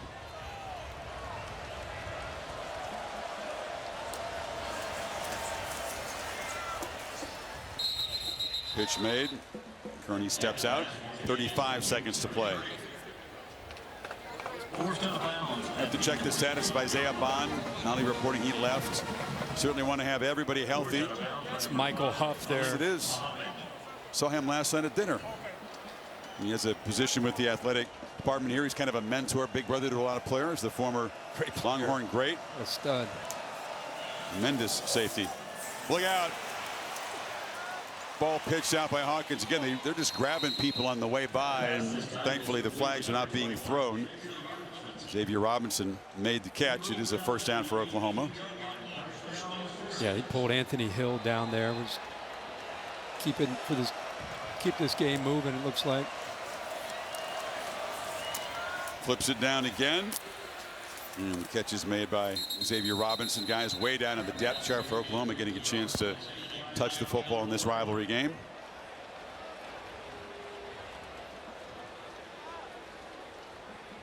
Not the way he imagined it. The passer. Defense number 88. High hit.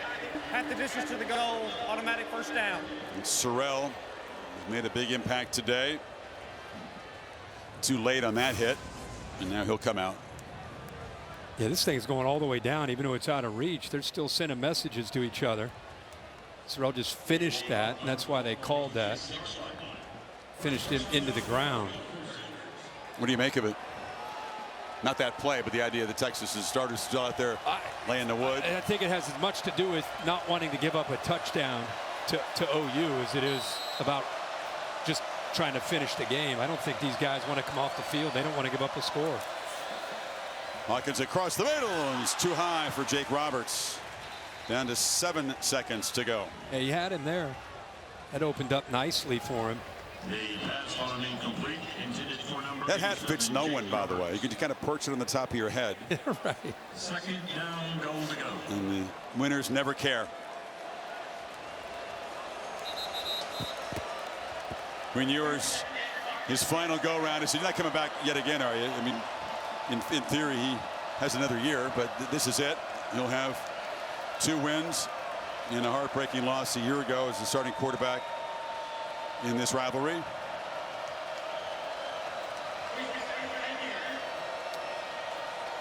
put 3 seconds back on. So time for a couple more plays for Oklahoma. 2nd and goal.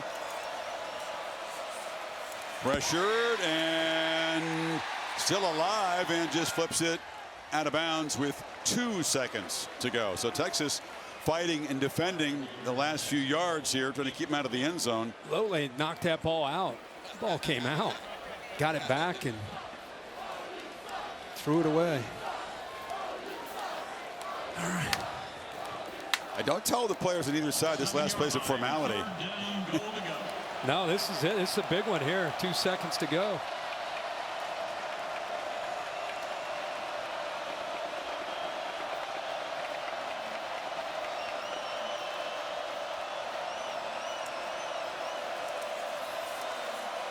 Last play, no shot, airmailed way out of the end zone, and that's it. Texas, slow start, strong statement after that. 34 unanswered as they clobber the Sooners.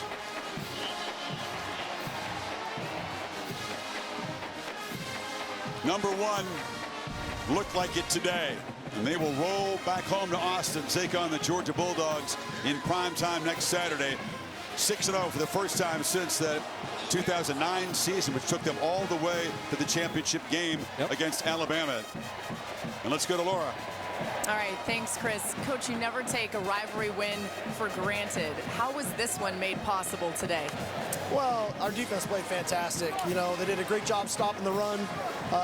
Things got a little dicey early on in the ball game, and then, you know, we kind of settled in offensively and got going in the second quarter. You want to grab this golden hat? It's right here. Yeah, I'll let you put it on. Hat. Yeah. Let me take the hat. Let me take the hat. Let me take the hat here. Oh my gosh.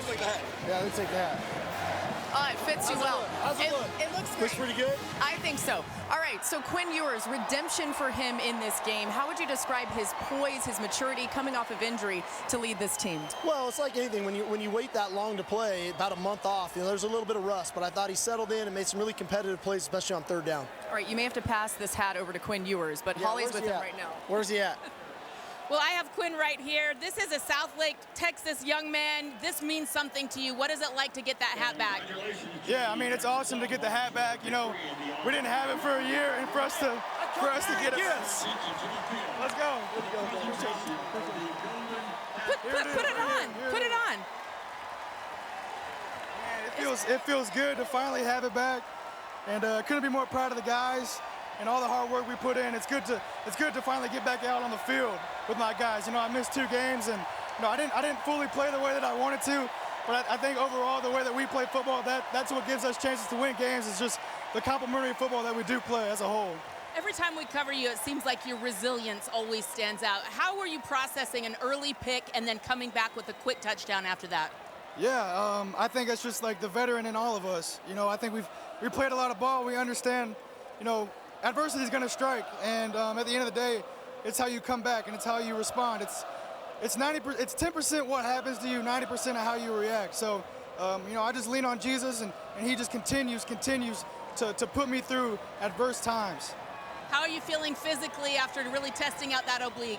I feel good. I mean, I feel good. I didn't really have any issues with it, and again, I'm just glad to have the golden hat back. Couldn't be more proud of everybody. I'm trying so hard to let you celebrate this moment, but you know I have got to ask about next week. A huge game looming as you host Georgia for the first time there at DKR. How do you process this moment, but how quickly do you move on? Yeah, we're going to enjoy this one on the ride back. You know, have 12 hours or so, and then it's on to the next. You know, where we want to be at the end of the season, we're going to have to continue to get better. That's what championships teams do. So we're going to enjoy this one for the next 12 hours or so. Sounds great. Love the hat. Looks really good on you. Thank you, Miss Holly. Have a good one. It's like the Stanley Cup. It gets passed around. Let Quintravian Weisner wear that thing. Let Gunnar Helm wear it. And let Anthony Hill, representing the defensive effort, wear that hat too. Great night in the SEC. We're off to Baton Rouge momentarily. The Rebels and the Bayou Bengals. That's a terrific rivalry. Good showcase of quarterbacks. And then next Saturday, we talked about 3:30 Eastern on ABC. Alabama still trying to regain their footing after that monster victory against Georgia. The loss to Vandy, shaky today against Tennessee. And then in prime time, what do you make of this Texas team having to back up an emotional rivalry game. Go back home against Georgia. Carson Beck and the Dogs lighten it up this afternoon, by the way. Yeah, I mean, Georgia used the loss to Alabama to recalibrate, get themselves right, and they look like they're trending in the right direction the way you expect them to as they get ready to go to Austin. Texas is going to have this is a huge game for them. Obviously, this is one you look forward to all year, but they'll have no problem putting this one behind them. There's so much going on in Austin next week. I mean, it is one of those games, and you mark on the calendar in August, so they'll be ready to roll. Can't wait to get down there. Game day, our primetime broadcast, Formula One on Sunday. The world have its eyes on Austin, Texas. We enjoyed this one. It was one-sided, but every one of these is unique and special. Bill Bonnell produced it. Jimmy Plant directed it. Thanks to our entire crew. And for Holly and Laura, for Herbstreit, and our entire team here in Dallas, Chris Fowler saying, so long from the Cotton Bowl. The day is burnt orange, 34-3. Kevin Negandhi to keep things going in the studio.